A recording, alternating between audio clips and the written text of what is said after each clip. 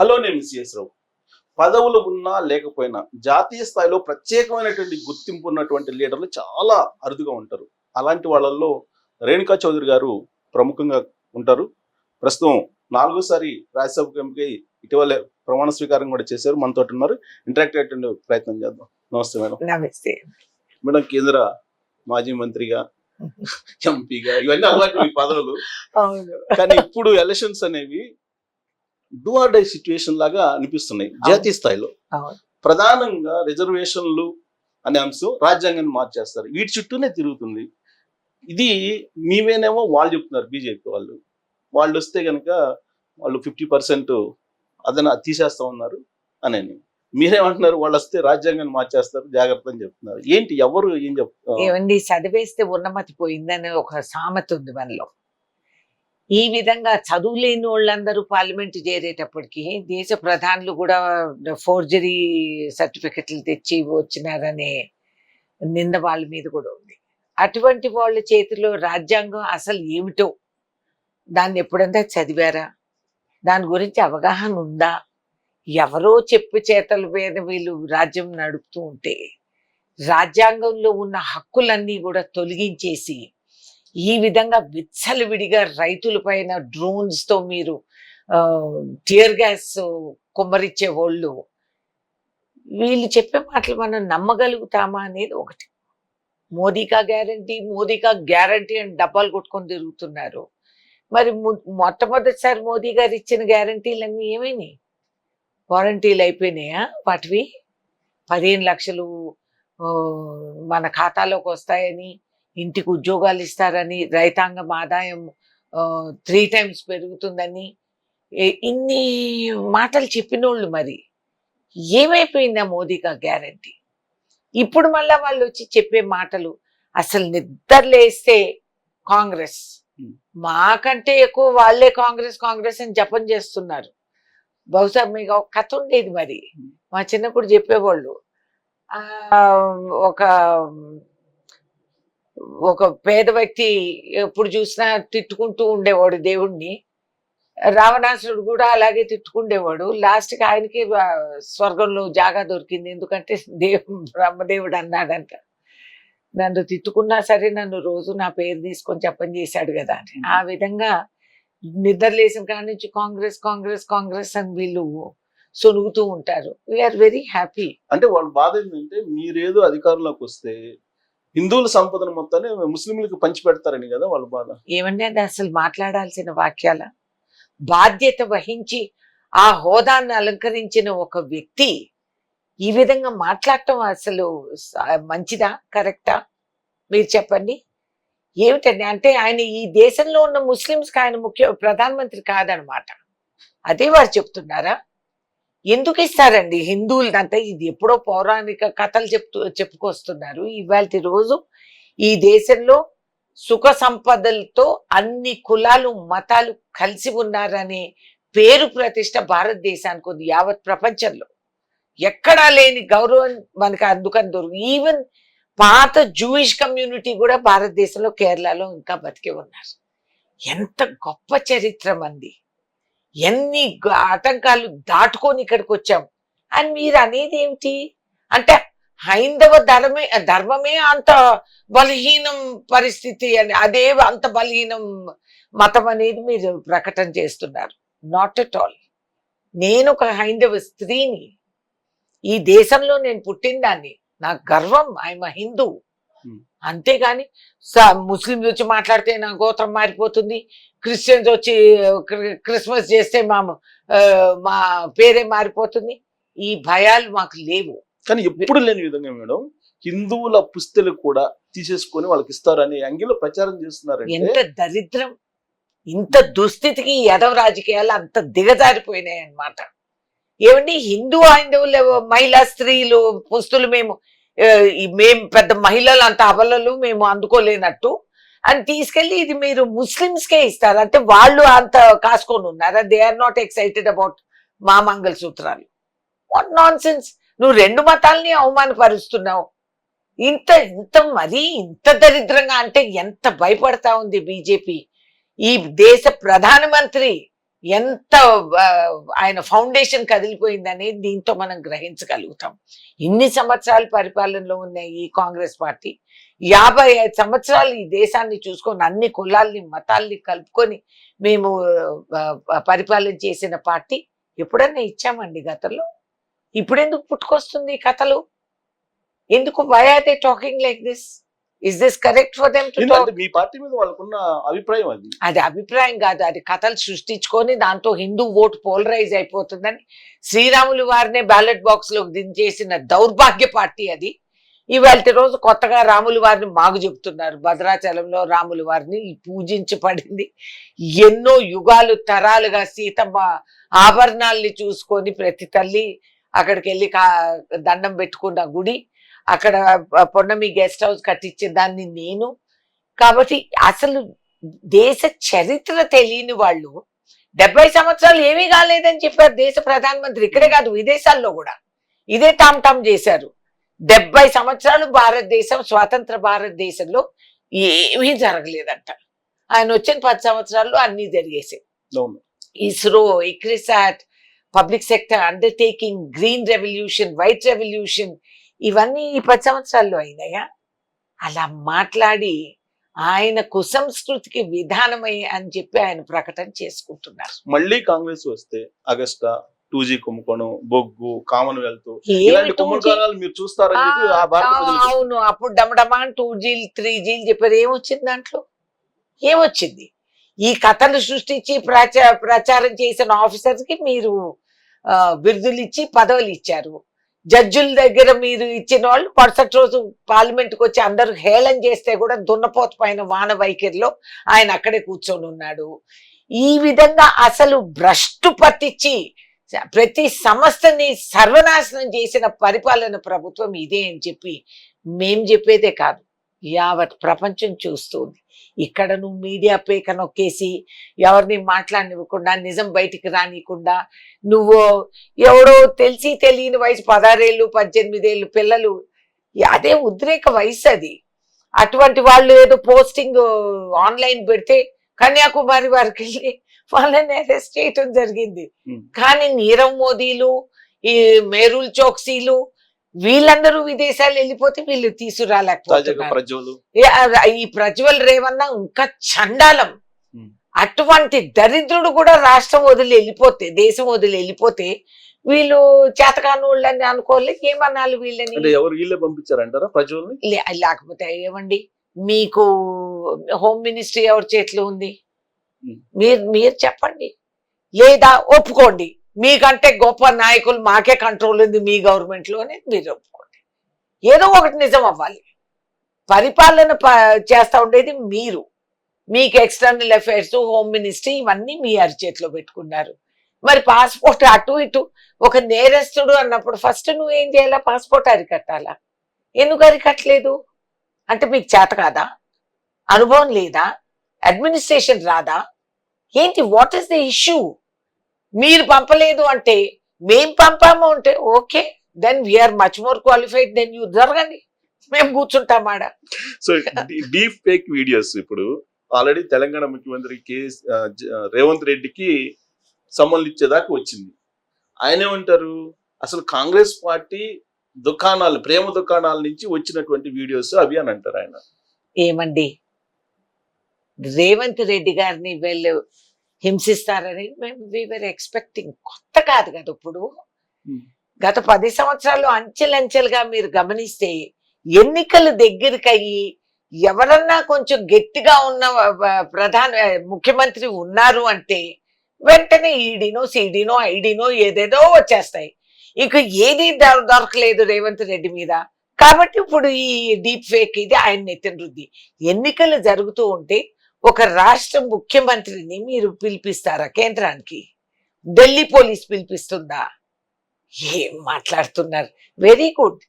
Seasoned politicians అయితే మేము నవ్వుకుంటున్నాం. ఎందుకంటే ఎంత భయపడుతున్నారు, ఎంతవరకు తెగిస్తారు వీళ్ళు, ఓడిపోతున్నారు అనేది వాళ్ళకి అర్థమైపోయింది. మోడీ సీజన్ పొలిటీషియన్ కాదంటారా? No, he is not a politician at all. He is only a manipulator. ఇట్లాంటి వాళ్ళు ప్రపంచ చరిత్రలో చాలా మందిని చూసాం. స్వార్థపరులు, అధికార దాహంతో డెమోక్రసీని అరికట్టి తొక్కివేసి మదించిన ఏనుగులు తాండవం ఎత్తుతాయి చూడండి, ఆ విధంగా ఆయన ప్రవర్తిస్తున్నారు. 2047 ఇండియా వరల్డ్ నెంబర్ 1 కావాలంటే మళ్ళా ఎన్డీఏ రావాలి, అది కూడా 400+ రావాలి, బీజేపీ 370 రావాలి అని చెప్తున్నారు. ఏమండి, పగటి కళ్ళల కంటంలో జిఎస్టీ లేదు కదా, ఏమన్నా అనుకోవచ్చు, మీరు కోరుకోవచ్చు. మీకు అక్కడెక్కడ పప్పులు ఉడకలేదు కాబట్టి ఇప్పుడు దక్షిణ భారత్ పైన వచ్చి పడి ఆయన లుంగి కట్టుకొని టోపీ మార్చుకుంటే అంటే అంత పిచ్చోళ్ళమి, అంత ఎరిబాగులోళ్ళమని ఆయన అనుకుంటున్నారు. సౌత్ అనేది మేము చాలా వినయంగా ఉంటాం, ఒక లెవెల్ వరకు చూస్తాం, ఓర్చుకుంటాం. ఒక్కసారి ఆ ఓర్పు ఖతమైపోతే ఏంటి ఆంధ్ర ఏంటి తెలంగాణ ఏంటి ఆవకాయ పచ్చడి ఏంటి అన్ని అర్థమయ్యేటట్టు మాకు తెలుసు. తమిళనాడు ఏం తక్కువ తెలివోళ్ళు అనుకుంటున్నారా? కేరళలో మీరు తోకుగులాడించలేకపోతున్నారు. కాబట్టి ఈ అక్కడెక్కడ పప్పులు ఉడకలేదు, ఇప్పుడు వచ్చి మా దగ్గర పడి మా మీద పడి ఈ కథలన్నీ, లేకపోతే ముఖ్యమంత్రిని ఎత్తుకుపోతారు. ఎన్ని చూడలేదు, ఇవన్నీ కొత్త కాదు. ఇంకా చీప్ క్వాలిటీ అయిపోయింది పాలిటిక్స్, అది వేరే మాట. ఇంకా ఆ స్థాయికి మనం దిగజారలేక కొంచెం ఇబ్బందిగా ఉంది. కానీ నథింగ్ న్యూ. మోదీ గవర్నమెంట్ లో this is nothing new. BJP ఎప్పుడో పోయింది, ఎక్కడో పోయింది. అది where is BJP? There is no BJP. So ఇంత పెద్ద డెమోక్రసీ ఉన్న కంట్రీలో ఇవే లాస్ట్ ఎలక్షన్స్, మళ్ళా నరేంద్ర మోడీ వస్తే ఇంకా రాజ్యాంగాన్ని మార్చేస్తారు, అసలు ఎలక్షన్స్ ఉండవని చెప్పి మల్లికార్జున్ ఖార్గే లాంటి వాళ్ళు అంటుంటే పబ్లిక్ ఏమనుకోవాలి? అంతే అంత భయపడుతుందన్న కాంగ్రెస్ పార్టీ? కాంగ్రెస్ పార్టీ ఏం భయపడటం లేదు, ఉన్న వాస్తవాలు చెప్తున్నాం. మాకున్న అనుభవం బీజేపీకి లేదు. మీరు ఎన్ని ట్రిక్కులు గిమ్మిక్కులు జిమ్మిక్కులు చేసినా కూడా వాళ్ళకి అనుభవం లేదు. రాజ్యాంగం అర్థం చేసుకోలేని వాళ్ళు, గ్రహించలేని వాళ్ళు ఇప్పుడు ఏం చేస్తున్నారు? అన్ని సంస్థల్ని ఖరాబ్ చేసి రాజ్యాంగం హక్కులున్న ప్రతి రాష్ట్రాన్ని, దేశాన్ని, వ్యక్తుల్ని తొక్కివేస్తున్నారు. కాబట్టి వాళ్ళు రాజ్యాంగం మారుస్తారనేది కొత్త కాదు, మనం విచిత్ర పోనక్కర్లేదు. అంటే మీరు ఇన్ఫర్మేషన్ అది, లేదంటే మీ ఎక్స్పెక్టేషన్, లేదంటే రాజకీయ ఆరోపణ? No, that is been there aspiration. That is, ఆయన కొత్త పార్లమెంట్ కట్టించేశాడు, రాజ్యాంగం కూడా భారతదేశ గత చరిత్ర అంతా మార్చేసి మేము చెప్పేసి ఇంకెవరు ఏది గత చరిత్ర గుర్తు లేకుండా ఓన్లీ మోదీని గుర్తు పెట్టుకోవాలనే తపనలో ఇట్లా పిచ్చి ఆలోచనలు, పిచ్చి పనులు చేస్తున్నారు. సో నిన్న గుజరాత్ లో ఆయన మాట్లాడుతూ మీ దగ్గర నుంచి రాతపూర్వకంగా ఒక హామీ కావాలి అంటున్నాడు కాంగ్రెస్ పార్టీ. ఏంటి? ఎస్సీ, ఎస్టీ, బీసీ, ఓబీసీ రిజర్వేషన్లకు సంబంధించి జనరల్ కేటగిరీలో ఉన్నటువంటి దాన్ని తీసేయమని చెప్పి వాళ్ళు ఏమైనా చెప్పగలరా అని అడుగుతున్నారు. అయ్యా, నువ్వు 10 సంవత్సరాలు పట్టిందా ఈ ప్రశ్న అడిగేదానికి మమ్మల్ని? నువ్వు పార్లమెంటులో పెట్టి డిబేట్ చేయొచ్చు కదా. అంటే కాంగ్రెస్ పార్టీ సంతకానికి నువ్వు అంత విలువ ఇస్తావన్నమాట. నువ్వు ఎందుకు మా సంతకాలు, మా పర్మిషన్లకి ఎందుకు అంత ప్రాకులాడుతున్నావు? నువ్వు ముస్లిం వ్యక్తుల్ని, ఈ దేశంలో హక్కున్న వాళ్ళని, రాజ్యాంగం అధికారులు వాళ్ళకు కూడా ఉన్నాయి, వాళ్ళు మనం అనే వాక్యంలో వాళ్ళు ఉన్నారు. కాబట్టి మీరు వాళ్ళకి ప్రధానమంత్రి అవునా కాదా ముందు అది తేల్చండి. నువ్వు రాతపూర్వకంగా ఇవ్వు, నీ ఇచ్చిన రోజు నేను రాసిస్తా. రాహుల్ గాంధీ ప్రచారంలో చెప్తున్నట్లు ప్రధాన అంశాల్లో నాకు కొంచెం సీరియస్ అనిపించినటువంటి విషయాలు ఏంటంటే 50% రిజర్వేషన్స్ ని లిమిట్ ని తీసేస్తాం అనేది ఒకటి, 370 రద్దు అనేది మళ్ళా దాన్ని 370 రివోక్ చేస్తాం, రద్దు అనేది తీసేసి. ఈ రెండు భారతదేశానికి ఉపయోగపడే అంశాలేనా? ఇప్పుడు జరిగిన పరిణామాలు ఉపయోగపడుతున్నాయా? ఎక్కడన్నా గాయపడితే దాన్ని సరిదిద్దే బాధ్యత మనందరిది. ఆర్టికల్ 370 అనేది ఎన్నో సంవత్సరాలుగా చర్చించింది. ఏ షో ఆఫ్ కోసం ఏదో దున్నిపారేసి నువ్వు ఆడ అమలు చేసినంత మాత్రాన అక్కడ పరిస్థితులు ఏమిటనేది గ్రహించలేకపోతా ఉంది ఈ గవర్నమెంట్. వాళ్ళకి అసలు తెలుసా? ఇవాళ చైనా వచ్చి అరుణాచల్ ప్రదేశ్ లో కూర్చొని కాలు దువ్వుతుంటే, ప్యాంగాంగ్ లేకపోయిన వాళ్ళు బ్రిడ్జిలు కట్టేసి ఊర్లు, గ్రామాలు స్థాపించేస్తుంటే దాని గురించి మాట్లాడలే. మణిపూర్లో మానభంగాలు జరిగి ఇవాళకి అక్కడ సుఖశాంతులు లేకుండా వాళ్ళు బతుకుతూ ఉంటే ప్రధానమంత్రి ఎప్పుడన్నా పార్లమెంట్కి వచ్చి నోరు మెదిపారా? ఎందుకు మెదపలేదు? అన్నీ ఆయనకు తెలిసిన వాళ్ళు. అమ్మో అంత మేధావి, ఎందుకు మాట్లాడలేకపోతున్నారు? ఏంటి ఆ నిస్సహాయత? ఎందుకు నోరు మూసుకున్నారు? హర్యానాలో మా మహిళ బేటీ బచావ్. అయ్యా బాబు, మీ నుంచి బచావు మమ్మల్ని. మేము కోరేది అదే, మమ్మల్ని ఈ బీజేపీ గవర్నమెంట్ నుంచి బచావు. ఏంది నువ్వు చేసింది ఏది బేటీలకి? హర్యానాలో దేశ ప్రతిష్ట పెంచి గోల్డ్ మెడల్స్, బ్రాంజ్ మెడల్స్ తీసుకొచ్చి ఒక వ్యక్తి వాళ్ళతో అసభ్యంగా ప్రవర్తిస్తున్నాడు, వాళ్ళని కించపరిచేటట్టు వాళ్ళని వేధిస్తున్నారని అంతగా చెప్పుకొని బయటకు వచ్చి సిగ్గుతో ఇవన్నీ చెప్పుకోవాల్సిన కర్మ వాళ్ళకి పట్టి అంత చేసినా కూడా నువ్వేం చర్య తీసుకున్నావు? నువ్వు బేటీ బచావా, నువ్వు బేటీ బచావా అని చెప్తే వాళ్ళు నమ్మే పరిస్థితి ఉందా మాకు? ఈ విధంగా అర్థం లేని, ఆలోచించకుండా ఈ డైలాగ్ బాజీలు, ఈ డ్రెస్సులు రోజుకు 4 సార్లు మార్చటాలు, నాకు ఎవడూ లేడు, నేను నిస్వార్థంగా దేశం కోసం సేవ.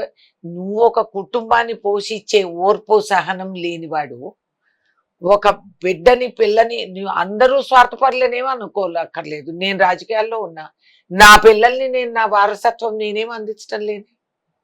అట్లయితే నీకంటే గొప్పగా నేను ఉండాలన్నమాట. నేను నా ముసలి తల్లి ఆరోగ్యం అనారోగ్య తల్లి, మా అత్తగారు, మా మరిది గారు, మా తండ్రి అందరు నా దగ్గరే ఉన్నారు. ఆఖరి నిమిషం వరకు, భగవంతుడు ఇచ్చిన ఆయుస్ పోయే వరకు నా దగ్గర. నేనే వాళ్ళకి లాస్ట్ కార్యక్రమాలు కూడా చేయాల్సి వచ్చింది. మేము చేసుకున్నాం. మేము దేంట్లో తక్కువ? నువ్వు నీ ముసలి తల్లిని లైన్లో నిలబెట్టి ఫోటోలు నువ్వు దిగినావు, నేను దిగను. సేవా భావం. హిందూ కుటుంబంలో, హిందూ అన్డివైడెడ్ ఫ్యామిలీ అని చట్టాలు ఉన్నాయి అని ఈయనకి ఏది వర్తిస్తుందో నాకు తెలియదు. యువరాజుని ప్రధానమంత్రిని చేయడానికి కాంగ్రెస్ పార్టీ ప్రయత్నం చేస్తుంది. కానీ ప్రధానమంత్రి కావడానికి మ్యాజిక్ ఫిగర్ ఎన్ని ఉన్నాయో అన్ని చోట్ల కూడా కాంగ్రెస్ పార్టీ పోటీ చేయలేకపోతుంది. ఎలా చేస్తుంది? మీ ఏడుపు మీరు ఆడమండి, మా గురించి మీకెందుకయ్యా? నిద్రలేసిన కాడ నుంచి మమ్మల్ని జపిస్తా ఉంటారు. మీరు మేము చేసే ప్రయత్నం మేము చేసుకుంటున్నాం. అదే యువరాజు థ్యాంక్ యూ, మీరు ఇచ్చిన బిరుదులకి చాలా థ్యాంక్స్. అసలు ఆయనకి సీక్రెట్ కోరిక, ఆయన మహారాజు, ఆయన అందరూ చూసి వంగి వంగి దండాలు పెడతారు. ఆయనకి చాలా ఇష్టం. ఫోటో ఫ్రేమ్ లో ఈగ కూడా దూరకూడదు. ఆ ఒబ్సెషన్ ఉన్న వ్యక్తి, ఆయనకి ఏం తెలుసండి ఒక కుటుంబ పాలన ఇట్లా అట్లా అని ఆయన మాట్లాడతాడు. నిజంగా అది దేశభక్తి కాదా?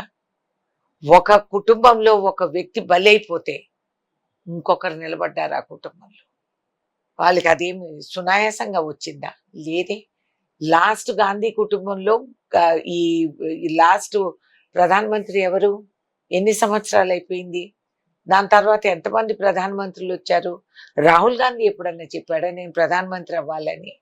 ఎప్పుడన్నా అడిగాడా?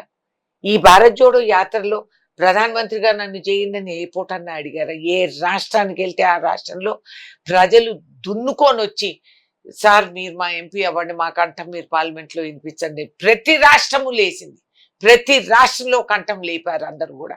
మాకు కావాలి రాహుల్ గాంధీ, వి వాంట్. అంత నిస్వార్థ సేవ ఆ కుటుంబంలో నెత్తురు చుక్కల్లో ఉంది. వాళ్ళు నరాల్లో ఉండేది బ్లడ్డే ఇది, ఇటువంటిది. వీళ్ళు పుట్టుపొరతాలు కూడా మార్చేసి వాళ్ళని అవమానపరిచి నాన్ సెన్స్ మాట్లాడి చట్టాలు ఉన్నాయి అట్లాంటివి అమలు చేయాలి అసలు వాళ్ళ మీద, దేశ ప్రధానమంత్రి మీద. పార్లమెంటుకు వచ్చి అసభ్యంగా సోనియా గాంధీ గారిని మాట్లాడి ఏ విధంగా మాట్లాడతారండి? చిన్నప్పుడు నేను పండిత్ జవహర్లాల్ నెహ్రూని చూసిన దాన్ని. ఆయన నన్ను ఎత్తుకున్నారు. ఆయన డ్రెస్ మీద పిన్ ఉంటే నాకు తొడ మీద గీత పడింది అసలు. కానీ ఆయన నాకు బాగా గుర్తుంది, ఆ సీన్ నాకు గుర్తు. ఆయన మైదాన్లో లేడీస్ అందరూ ఫ్రీగా తిరుగుతున్నారు. ఈ టెర్రరిస్టులు ఇవి అవన్నీ లేవు ఆ రోజుల్లో. ఆయన ఏదన్నా చెప్తే రేడియో ఆన్ చేసి పెద్దవాళ్ళందరూ పిల్లల్ని కూర్చోబెట్టి దేశ ప్రధానమంత్రి మాట్లాడుతున్నారు, వినండి, నేర్చుకోండి, అంత స్థాయికి ఎదగాలంటే ఇది చెయ్యండి. ఆయన రాసిన, జైల్లో కూర్చొని రాసిన పుస్తకాలు ఉన్నాయి. ఎప్పుడన్నా ఈ మొహాలు చదివింటే ఈ విధంగా వాగిండేవాళ్ళు కాదు. మన్ కీ బాత్ చెప్తున్నారు కదా ప్రధానమంత్రి నరేంద్ర మోడీ. అవునండి, విదేశాల నుంచి నాకు వచ్చాడు ఫోన్లు వచ్చినాయి. ఎందుకు మంకీ బాత్ అంటున్నారని వాళ్ళకి అర్థం కాల. మంకీ అంటే కోత అనుకుంటున్నారు. మన్ కీ బాత్ మన్ కీ బాతే. నువ్వు ఏం మాట్లాడుతున్నావు, జరిగేది ఏంటి, నువ్వు చెప్పేది ఏంటి, ఇవన్నీ ఎవరో రాసిన డైలాగులు మీరు మాకు చెప్తున్నారు కథలుగా. మీ టీఆర్పీ రేటింగ్లు పెంచుకోవడానికి ఇవన్నీ మాకు తెలుసు, సోషల్ మీడియా మేనేజ్మెంట్స్. ఏం నీ మన్ కీ బాత్, మా మన్ కీ బాత్ ఏనవయ్యా బాబు, ఎంతసేపు నీ సోదే వినాలా మేము? మా కష్టాలు ఏంటి, మేమేంటి, మా ఆస్పిరేషన్స్ ఏంటి? కష్టపడి 4 ఏళ్లలో కూలి పని చేసి పిల్లల్ని చదివిపించుకుంటే ఉద్యోగాలు లేవు సార్. మా మన్ కీ బాతేనండి. బియ్యం బస్తా ఇవాళ రోజు 10 to 12% రేటు పెరిగింది. మా మన్ కీ బాత్ ఏది? మీరిచ్చే గ్యాస్ సిలిండర్ ఇస్తామన్నారు, రేట్లు మాడిపోయి ఇప్పుడు గ్యాస్ బండలు మానేసుకొని పిల్లోడు ఇంటికి వచ్చి గ్యాస్ బండ ఇచ్చేవాడు కూడా 100 రూపాయలు ఇవ్వకపోతే వాడు రాడు. మరి మా మన్ కీ బాత్ ఏనాడు సార్? నడుపుకుండే ట్రాక్టర్ పెట్రోల్ డీజిల్ రేట్లు పెరిగిపోయి మర్సిడీస్ బెంజ్ కంటే ఇప్పుడు ట్రాక్టర్ కొనటం రేట్ ఎక్కువగా ఉంది. సో రైతుకి వచ్చే ఆదాయం 0. దాని గురించి మీరు మా రైతులు మన్ కీ బాత్ ఎందుకని పట్టలేదు? ఆడ బార్డర్స్ కాడ డ్రోన్లు పెట్టి టియర్ గ్యాస్లు పెట్టి వాళ్ళ పైన దాడి చేపిస్తున్నారే, అంతంత బ్యారియర్స్ పెట్టి మీరు అదే అరుణాచల్ ప్రదేశ్ పాంగాంగ్ లేక్ లో ఎందుకు పెట్టరు ఇట్లా బ్యారియర్స్? వాళ్ళపైన ఎందుకు నడపరు మీరు? ఇక్కడ పెట్టి మా రైతాంగం పైన మీరు చేసే దౌర్జన్యం ఇది. అది మా మన్ కీ బాత్ వినపడలేదా, కనపడలేదా? మా మన్ కీ బాత్ చెప్పు. ఎంతసేపు నీ మన్ కీ బాత్ లాక మా చెవులన్నీ పండిపోయినాయి. విదేశాంగ విధానంలో నరేంద్ర మోడీ అమలు చేస్తున్నటువంటి పందా వ్యూహం ఏదైతే ఉందో దాని కారణంగానే సరిహద్దుల్లో ఇవాళ ప్రశాంతంగా ఉంది. ఒకప్పుడు పాకిస్తాను భారతదేశం అంటే అసలు ఎగిసిపడేది, కానీ ఇవాళ అసలు భారతదేశం గురించి మాట్లాడటానికి కూడా భయపడుతుందని చెప్తున్నారు. ఈ సొల్లు కబుర్లు చెప్పి వీళ్ళకి చరిత్ర తెలిసింటే బంగ్లాదేశ్ ఎట్లొచ్చిందండి? పాకిస్తాన్ వెన్నెమ్మక ఎరక్కొట్టి బంగ్లాదేశ్ ఏర్పాటు చేసింది ఎవరు? ఎవరు చేయలేదు అసలు. అది కథ. ఎందుకంటే 70 సంవత్సరాలు ఏం జరగలేదు కదా, కాబట్టి ఆ చరిత్రలో ఇవన్నీ కనపడవు మనకి. నీ మన్ కీ బాతే సరిపోయింది. నీ మన్ కీ బాతు మా తన్ కీ బాతు ఇవన్నీ చూసేసాం సారు. సో ఈ కథలు వాళ్ళ ఇళ్లలోకి వెళ్ళి మేము వాళ్ళని చంపగలుగుతున్నాం. నువ్వేం ర్యాంబో కాదు. అది దీని నుంచి దిగి కొంచెం నిజాలు తెలుసుకోండి ఈ దేశంలో. ఏంటి మీరు వాడు పార్లమెంట్ లో పిల్లలు వచ్చి జంప్ చేసి బూట్లలో నుంచి గ్యాసులు వేస్తే మీకు పరిపాలన రాలేదా రుజువు చేసుకున్న వాళ్ళు ఇంకా ఇట్లా మాట్లాడుతున్నారు. What is Bangladesh? History of Bangladesh ఎట్లా అయింది? ఒక్క ఆడ మనిషి చేసింది ఆ పని. డోంట్ కేర్ అని ఇందిరాగాంధీ మూతోడు జవాబు అనేది మేము పాకిస్తాన్కి ఆ రోజు ఇచ్చాం. ఆ రోజు నుంచి పాకిస్తాన్ వణుకుతానే ఉంది. ఏంది వాళ్ళు చేసింది చేయగలిగేది. సో ఇంత స్ట్రాంగ్ గా ఉన్నటువంటి కాంగ్రెస్ పార్టీ తరఫు నుంచి రాయబరేలి, అమేజీ నుంచి నెహ్రూ ఫ్యామిలీ, గాంధీ ఫ్యామిలీ పోటీ చేయడానికి కూడా సాహసం చేయలేకపోవడానికి కారణం ఏంటి?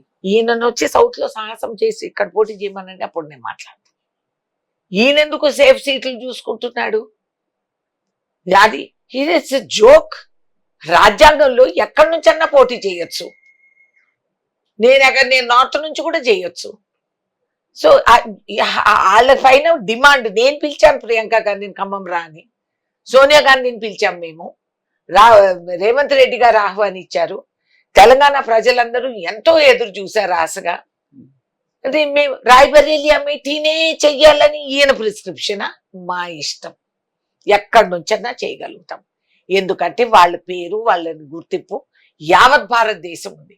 కశ్మీర్ టు కన్యాకుమారి నడిచిన యువ లీడర్ మాకు. ఆయన ఏ ఊరికి వెళ్ళినా అందరూ అడిగారు, బి అవర్ ఎంపీ, మా ఎంపీ మీరని. వాళ్ళందరూ ఇది ఆయన వినిపిస్తున్నారు. అది ఈయనే ఓర్పు సహనం లేనోళ్ళు. వీళ్ళు రాయ్బరేలీ కాబట్టి పారిపోయారు. నీకెందుకు భయం? నువ్వు పారిపోకుండా ఉంటే చాలు. ఇప్పటికే పోయినారు చాలా మంది పారిపోయి విదేశాలకి. ఇప్పుడు ఈ రేవణ్ణని నువ్వు తీసుకొస్తావా లేదా చూపెట్టు ఫస్ట్, దాని తర్వాత మాట్లాడతాం. ఇప్పుడు జరుగుతున్నటువంటి ఎన్నికల్లో మేడం 2 phases అయిపోయాయి. 2 phases లో సూరత్ ఏకగ్రీవంగా ఎంపీ అయ్యాడు. సూరత్ నుంచి కాన్స్టిట్యూషనల్ కాదు, వాళ్ళు ఇండోర్ కూడా ఒకటి ఇంకా జరుగుతాయి, ఇట్లా ఇంకా జరుగుతాయి. సో ఇది చూసిన తర్వాత కూడా మీకు అధికారంలోకి వస్తామని నమ్మకం ఏమండి? ప్రజాస్వామ్యంలో కేవలం అధికార దాహం ఉండదు, అర్థమైందా? ఇదే రాజ్యాంగం చెప్పేది.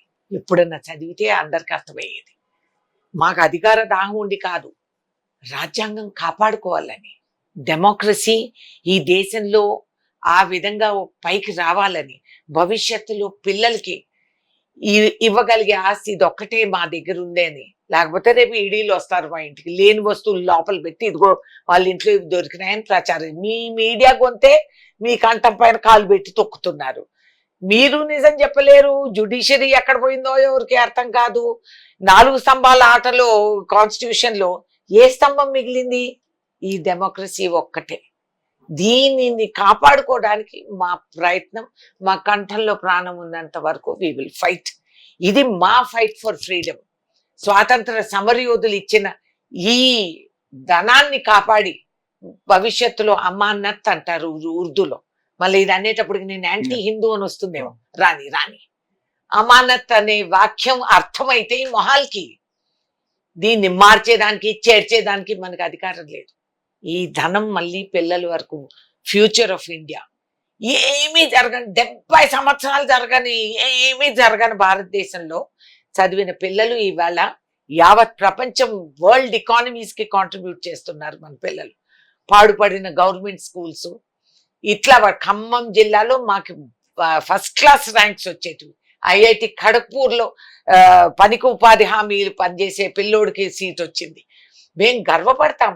గుడిసెల్లో ఫలించిన పిల్ల దానికి ఐఐటిలో ఎంట్రన్స్ లో మార్క్స్ కొట్టి మీరు గర్వపడుతున్నారు. ఇవన్నీ కూడా మీరు సాధించిన విజయాలు మేం కాదు కదా, మీరు 70 సంవత్సరాలు ఏం జరగలేదు కదా. కాబట్టి ఇది మేదంత కథలు అన్నమాట. ఏదో మన పంచతంత్ర. కానీ మీ పార్టీలో వాళ్ళు చెప్తుంది ఏంటంటే ఈడీ, సిబిఐ, ఐటీ, ఈవీఎంలు ఉన్నంత వరకు ప్రధానమంత్రి నరేంద్ర మోడీ అని చెప్తున్నారు కదా మీ పార్టీలో. కొంతమంది అభిప్రాయం ఉండొచ్చు, భయపడి ఉండొచ్చు. బాబు ఈ రాక్షసే పరిపాలన ఉంటుందని చెప్పి వాళ్ళు భయపడతారు. పర్వాలేదు, భయపడినంత మాత్రం మానేస్తామా? Continue the fight.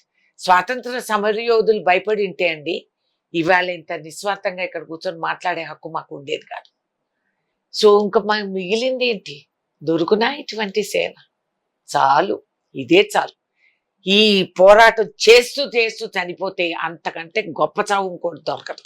దేశ సేవలో పోయామనేది గొప్పగా మేము చెప్పుకోగలుగుతాం. మా ఆత్మ హాయిగా ఉంటుంది. లేదు, I can prove it to you. ఇది నా ఛాలెంజ్. పక్క రూమ్ లో కూర్చొని ఇక్కడ మార్చగలుగుతాను, నేను ప్రూఫ్ చేస్తాను. మరి సుప్రీంకోర్టు మొత్తం విచారణ అయిన తర్వాత నమ్మాల్సిందే. సుప్రీంకోర్టు అభిప్రాయం సుప్రీంకోర్టు చెప్తుంది. సుప్రీంకోర్టుకి ఈవీఎం టెక్నాలజీ ఏం తెలుసు? వాళ్ళు ముందు పెట్టిన కథలను వాళ్ళు చూసి వాళ్ళు ఒక నిర్ణయానికి వచ్చారు. We respect supreme court. కానీ మాకు మనుషుల్లో ఉన్న అనుమానాలు, దాన్ని దూరం చేసే అధికారం ఎవరికి ఉంది? ఎవరు చెయ్యాలి? అది ఎవరి బాధ్యత? అది whose responsibility is it to convince the voter, to give them the confidence? అసలు క్వశ్చన్ మార్క్ వచ్చింది అంటే అందరి కర్తవ్యం ఆ క్వశ్చన్ మార్క్ ఉండకుండా రుజువు చేసేదానికి. సో అది చేయకుండా దౌర్జన్యం, దగాకోరు, మా మీద అబండాలు, ఇవి అవి నువ్వు మా కంట నొక్కేస్తే ఏంటి?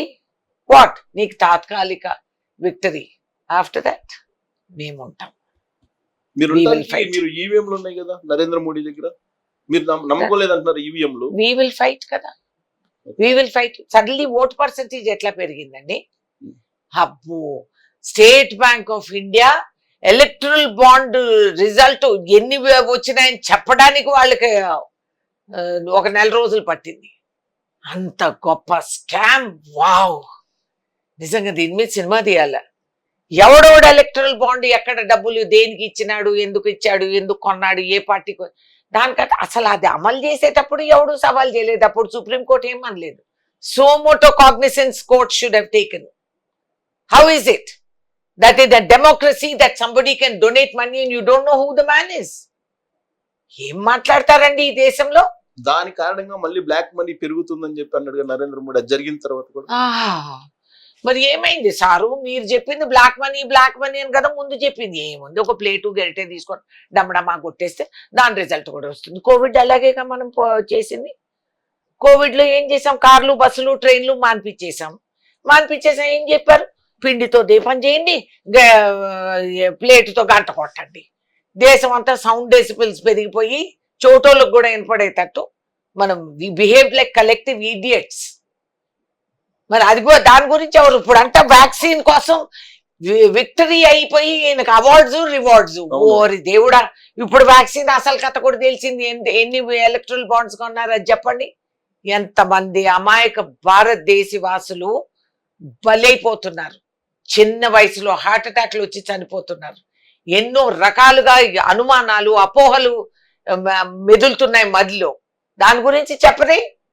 ఎలక్ట్రల్ బాండ్స్ వచ్చేసినంత మాత్రం వారు వీరవుతారు, వీరు వారవుతారు. వా షాబాష్, ఇది బీజేపీ చరిత్ర. ఎలక్ట్రల్ బాండ్స్ కారణంగా ఇప్పుడు అది ఓపెన్ చేసిన కారణంగా భారతదేశంలో బ్లాక్ మనీ పెరిగిపోతుంది అనేది లాజిక్ ఏంటి అనేది నాకు అర్థం కాదు. అది బీజేపీని అడగండి. ఆ బ్లాక్ మనీనే కదా నీకు ఇచ్చిండేది. నీ ఎలక్ట్రల్ బాండ్ లో వచ్చిందంతా వైట్ అని ఎట్లా తెలిసి ఎవరికి? నువ్వు ఇచ్చిన ఒఫీషియల్ ఫిగర్స్ కంటే 4 రేట్లు వచ్చింది నీ దగ్గరికి. మీరే సత్యనారాయణ వ్రతం చేసి ఓట్లు సంపాదిస్తున్నారా? లేదే, డబ్బులు బాగానే పంచుతున్నారు. కానీ ఇది డిజైనర్ కరప్షన్ అండి. ఎబ్బే ఎవడు మ్యాచ్ కాలేదు. ఈ 40 years nothing never seen. Hats off. ఏమి డిజైనర్ కరప్షన్ ఇది. అబ్బా బ్రహ్మాండం. ఒక్కొక్కడికి 4-5. మేం పాస్పోర్ట్ అడిగితే మాజీ మెంబర్ పార్లమెంట్ కి రెడ్ పాస్పోర్ట్ పెట్టుకోవడానికి హక్కు లేదు. అంటే మేము 40 సంవత్సరాలు దేవుడిచ్చిన ఆయుసు పార్లమెంట్ లో గడిపినా కూడా మాకు గుర్తింపు లేదు. రిటైర్ అయిన తక్షణం నువ్వు మామూలు పాస్పోర్ట్కి రావాలా. కానీ దొంగనాయాలందరికీ కూడా మీరు 4 పాస్పోర్ట్లు 3 పాస్పోర్ట్లు. Why you can't verify? ఎట్లొచ్చినాయి ఈ passports? Why you are not able to do that? ఈ కథ. ఇంకొక స్కామ్ మీకు ఎవరు గమనించలేదు. ఈ భారతీయులు కూడా మన దేశవాసులు కూడా ఇటువంటి వాళ్ళే. ఎలక్షన్ ముందు ఏమంటారు? రైల్వే రిక్రూట్మెంట్ అనేస్తారు. యూపీలో అన్నారు. లక్షలాది మంది పిల్లలు వెళ్ళి అప్లై చేసుకున్నారు. 800 నుంచి 1200 ఫీజులు కట్టుకున్నారు. మళ్ళా దానికి ప్రయాణం ఖర్చు, ఎగ్జామ్ సెంటర్, తిండి తిప్పలు, ఇవన్నీ ఒక కుటుంబం పైన 10,000 లోపు వారం మోపారు. లాస్ట్కి ఏమైంది? Recruitment cancel. Very good. మరి యూపీఐ కంపల్సరీ అకౌంట్ ఓపెన్ చేయండి, డైరెక్ట్లీ మీకు డబ్బులు వచ్చేస్తాయి అని చెప్పారు కదా. ఈ డబ్బు రీఫండ్ అయిందా? అప్లికేషన్లో పిల్లోడి పేరు, ఫోన్ నంబరు ఉంది కదా సార్. ఈ డబ్బులు మీరు రీఫండ్ చేశారా? ఇక్కడ కేసీఆర్ చేసిన డ్రామాలు అవే. ఎగ్జామ్ అని చెప్పారు. పేదవాళ్ళు పాపం ఎగ్జామ్స్ రాశారు. రాసిన తక్షణం ఎగ్జామ్ పేపర్ లీక్ అయిపోయింది. పేపరు అమలు చేసి పరీక్ష నడిపించలేని ప్రభుత్వాలు వీళ్ళు ఏమైనాయి? ఆ కోట్ల డబ్బులు ఏమైనాయి? నిరుపేదవాడి దగ్గర దోసుకున్న ధనం నువ్వు స్వాధీనం చేసుకున్నావు కాబట్టి నీ పరిపాలన పోయింది అని. ఇదొక నేషనల్ లెవెల్లో ఇది మరొక స్కామ్ అన్నమాట. ఇట్లా చాలా ఉన్నాయి. ఎగ్జామ్స్ ఆఫర్ చేసేస్తారు, రిక్రూట్మెంట్ అనౌన్స్ చేసేస్తారు. పిల్లలందరూ ఎగబడి ఒక పోస్ట్ కోసం 4 లక్షల మంది రాసుకుంటారు, డబ్బులు వచ్చేస్తాయి, క్యాన్సిల్. ఎవరికన్నా రిక్రూట్మెంట్ అయిందా? మీరు ఎన్ని చెప్పిన రామాలయం, రాముడికి ప్రాణ ప్రతిష్ఠ జరిగింది. ఏం ఎవరు చేశారు? రాముడికి ప్రాణ ప్రతిష్ఠ చేసిన వ్యక్తికి శ్రీరాములు వారు ఒక గుణమన్నా ఉండాలి. అన్ఫార్చునేట్లీ అది లేదు. లేకుండా ప్రాణ ప్రతిష్టలు చేసేసి రాముల పేరు మీద రాముల వారిని మనం బ్యాలెట్ బాక్స్ లో దించేసి నీకు ఓట్లు వచ్చేస్తాయా? ఏసినోడు దౌర్భాగ్యుడు అనేది అర్థమవుతుంది వాళ్ళకు కూడా. ఈ జిమ్మిక్కులు చాలా ఉన్నాయి. Don't play with my faith. నేను నమ్ముకున్న దేవుణ్ణి నువ్వు బజార్లో నీలం పెట్టొద్దు. Don't do it. I know where my God is, not in BJP ballot box. శ్రీరాముడి లక్షణాలు లేవు అని మీరు ఎలా చెప్తున్నారు? ఉన్నాయి. మీరు ఎలా అనుకుంటున్నారు? బీజేపీ వాళ్ళందరూ నమ్ముతున్నారు ఆయన్ని, దేవుడిలాగా పూజిస్తున్నారు. పాపం పిచ్చి వాళ్ళు కాదు. పూజ వాళ్ళకి అందరికి భయం కాబట్టి నోరు మూసుకొని అట్లా చేయాల్సి వస్తుంది బహిరంగంగా. ఆంతర్యంగా ఏం జరుగుతుంది మీకేం తెలుసు? నాకు తెలుసు. అది దేవుడు కాదు, ఏమీ కాదు. అలా అనుకున్న వాడు అహంకారానికి ఇదవుతారు. చూస్తూ ఉండండి. సో రేపు ఎలక్షన్స్ లో దక్షిణ భారతదేశం, ఉత్తర భారతదేశం రెండింటినీ కొంచెం వేరువేరుగా చూస్తే దక్షిణ భారతదేశంలో పరిస్థితి ఏంటి, ఉత్తర భారతదేశంలో పరిస్థితి? ఇక్కడ సున్నానే, అక్కడ చూస్తాం. అక్కడ తరిగింది, పెరగలేదు. సో ఈ 400 పార్ అని చెప్పే డైలాగులు ఉన్నాయే, రేనేదో యార్ అని మేము చెప్తాం హైదరాబాద్ నుంచి. సో ఇక్కడ దక్షిణ భారతదేశంలో ప్రధానంగా 25 25 ఆయన జేబులో ఉన్నాయి ఆంధ్రప్రదేశ్ లో, అంతేనా? పిచ్చోడి చేతిలో రాయని ఆడొక మెంటల్ కేసు అక్కడ ఉన్నాడు. Hmm. 10 సంవత్సరాల నుంచి బెయిల్ మీద ఉన్న జైలు పక్షి ఆడొక సీఎం. మరి హోమ్ మినిస్ట్రీ ఏం చేస్తా ఉందండి? కోర్టులు ఏం చేస్తున్నాయి? హౌ ఈజ్ ఈ గాట్ బెయిల్ ఫర్ 10 years? ఆడికి బయట ఉండే రాజ్యం వెళ్తున్నాడు. ఇది రాజ్యాంగం ఇచ్చిన హక్కులా? ఇది చట్ట ప్రకారంగా జరుగుతా ఉన్న పరిపాలన ప్రభుత్వం. అఫ్ కోర్స్ చాలా మంది అన్నారు ఆయన 3 ఏమంటారు దాని క్యాపిటల్స్ ని రాజధానులు ఏర్పాటు చేయలేదని. చేశాడు, చాలా తప్పు. డ్రగ్స్ రాజధాని ఆంధ్రప్రదేశ్. షిప్పులు డ్రగ్గులు వచ్చి ఆడ చేరిపోయినాయి. ఆ గుజరాత్ లో చేరిన షిప్ ఇంతవరకు కథ తెలీదు. తీసుకెళ్లి షారూక్ ఖాన్ మెళ్ళలో పడేసి వాడు కొడుకేదో అని చెప్పి అనవసరంగా అమాయకుడు లేత పిల్లోడిని ఎత్తిన ఆ బండాలు మూపి ప్రజా దృష్టి అంతా అటు తిప్పేశారు. ఆయన స్టార్ వాల్యూ అంతా దుర్వినియోగం చేసి అక్కడికి ఇవాళ ఎవడు అడగడే. గుజరాత్ లో షిప్ వచ్చింది, క్లియరెన్స్ ఎట్లా వచ్చింది, అక్కడ డాక్ ఎట్లా అయింది, ఇదంతా బయటకి ఎట్లా వచ్చింది, ఎవరికి జవాబులు వచ్చాయి? అది 2 ఏళ్ల క్రితం జరిగింది. రీసెంట్ గా మళ్ళీ వైజాగ్ వచ్చింది. నేను అదే చెప్తున్నా. ఇప్పుడు అక్కడ నుంచి ఇది వైజాగ్ డ్రగ్స్ రాజధాని ఆంధ్రప్రదేశ్, అన్ఎంప్లాయ్మెంట్ రాజధాని ఆంధ్రప్రదేశ్, అండర్ డెవలప్మెంట్ అయిండేది కరప్ట్, మోస్ట్ కరప్ట్ రాష్ట్రం ఏదంటే ఆంధ్రప్రదేశ్. 3 రాజధానులు ఎందుకు లేవు? ఉన్నాయి. ఇప్పుడు ప్రజలు చూసి ఎగబడి దానికి ఓటేస్తారు. దక్షిణ భారతదేశంలో మీరు చెప్పినట్టు మేడం 0 అంటున్నారు కదా, 25 ఆంధ్రప్రదేశ్ లో ఉన్నట్ట లేనట్ట మీ ఉద్దేశం? లేవు, బీజేపీకి లేవు. వాళ్ళ మంత్రులు ఎవరైతే ఆడ పోటీ చేస్తున్నారు చక్కగా. ఒక్కటి నేను కేసీఆర్ ఒప్పుకుంటాను, ఏ మాట ఆ మాట. ఆయన మంచి అడ్వర్టైజ్మెంట్ నడిపాడు. వాషింగ్ పౌడర్ నిర్మా అని అందరి మొహాలు చూపించారు. అస్సలు ఆ వాషింగ్ మెషిన్ పేటెంట్ చేసేస్తే అందరూ కోటీశ్వర్లు అయిపోతారు సార్. నీ మీద ఎన్ని మచ్చలున్నా నువ్వు చెత్త పుల్లిని తీసుకెళ్ళాడు బీజేపీలో జాయిన్ అయితే అది మామూలు పుల్లి అయిపోతుంది, దాని మీద చుక్కలు ఉండవు. అంత అద్భుతమైన మంత్రం వాళ్ళ దగ్గర ఉంది సార్. ఏంటది? మామూలు కాదు. మొన్నటి వరకు ఏలెత్తి పొడిచిన ఎదవలందరూ ఇప్పుడు పాలాభిషేకాలు అయిపోయి వాళ్ళంతా స్వేచ్ఛతో అక్కడ బీజేపీలో ఉండి రాములు వారికి హారతులు ఎత్తుతూ వీళ్ళ ఆడవాళ్ళని అందరినీ గౌరవిస్తూ ఈ విధంగా 70 సంవత్సరాలు లేని చరిత్ర లేని భారతదేశాన్ని వాళ్ళు ఇప్పుడు తీసుకెళ్ళిపోయి మళ్ళీ వాళ్ళు 400 పార్లు, ఈ ఇంకేదో పార్లు, మన్ కీ బాత్లు అని చెప్పుకుంటూ ఇష్టం వచ్చిన రేట్లు పెంచేసుకొని మీరు భారతదేశంలో ఇప్పుడు చదువు ఆరోగ్యం కూడా మీరు ఒకరి చేతిలో పెట్టేసేది. అన్ని ఎయిర్పోర్ట్లు అయిపోయినాయి, పోర్ట్లన్నీ అయిపోయినాయి. ఇంకేమన్నా మిగిలింటే అవి కూడా పోతాయి. రేపటి రోజు అందరం కుయ్యో మొర్రో మొత్తుకుంటాము.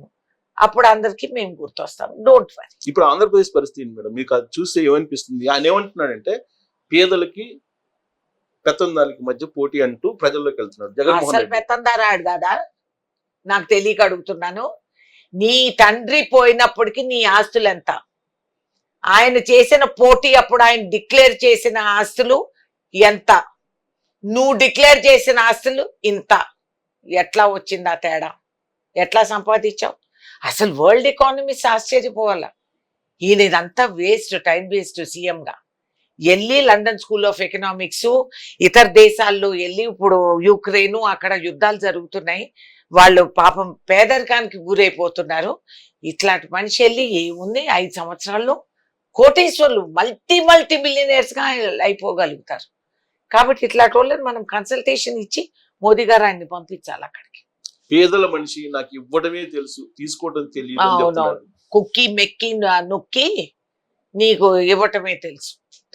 నువ్వు ఇచ్చినావు మాకు నరకం, మా పేదరికాలు శాశ్వతంగా మేము దానికే బానిసలుగా బతకాలని తాగుళ్ళు అలవాటు చేసి ఆ తాగుడు రేటు కూడా నువ్వు పెంచేసి నువ్వు మమ్మల్ని ఇంతవరకు ఉద్యోగం లేదు, ఒక కంపెనీ రాలేదు, ఒక ఇండస్ట్రీ పారిపోయింది. నీ పరిస్థితి అట్లా ఉంది. నువ్వు అందరినీ వేధించి ఒక కులాన్ని, ఒక సామాజిక వర్గాన్ని నువ్వు తొక్కి నువ్వు చేస్తా ఉండే దీనికి నీవు తీసుకుండేది రాదు. నేను ఇస్తారా? రేణుకా చౌదరి గారు ఆంధ్రప్రదేశ్ లోకి వచ్చి ప్రచారం చేస్తారు అని చెప్పి అనుకున్నారు అందరూ, నేను కూడా చెప్పారు. కానీ ఇప్పుడు ఎందుకు ఎలక్షన్ టైంలో అటువైపు కనిపించదు? ఏమో మరి, అక్కడ వాళ్ళు నన్ను పిలవాలి కదా. మీరు నేషనల్ లీడర్ కదా, మీరు నేను స్టార్ క్యాంపెయినర్ కూడా.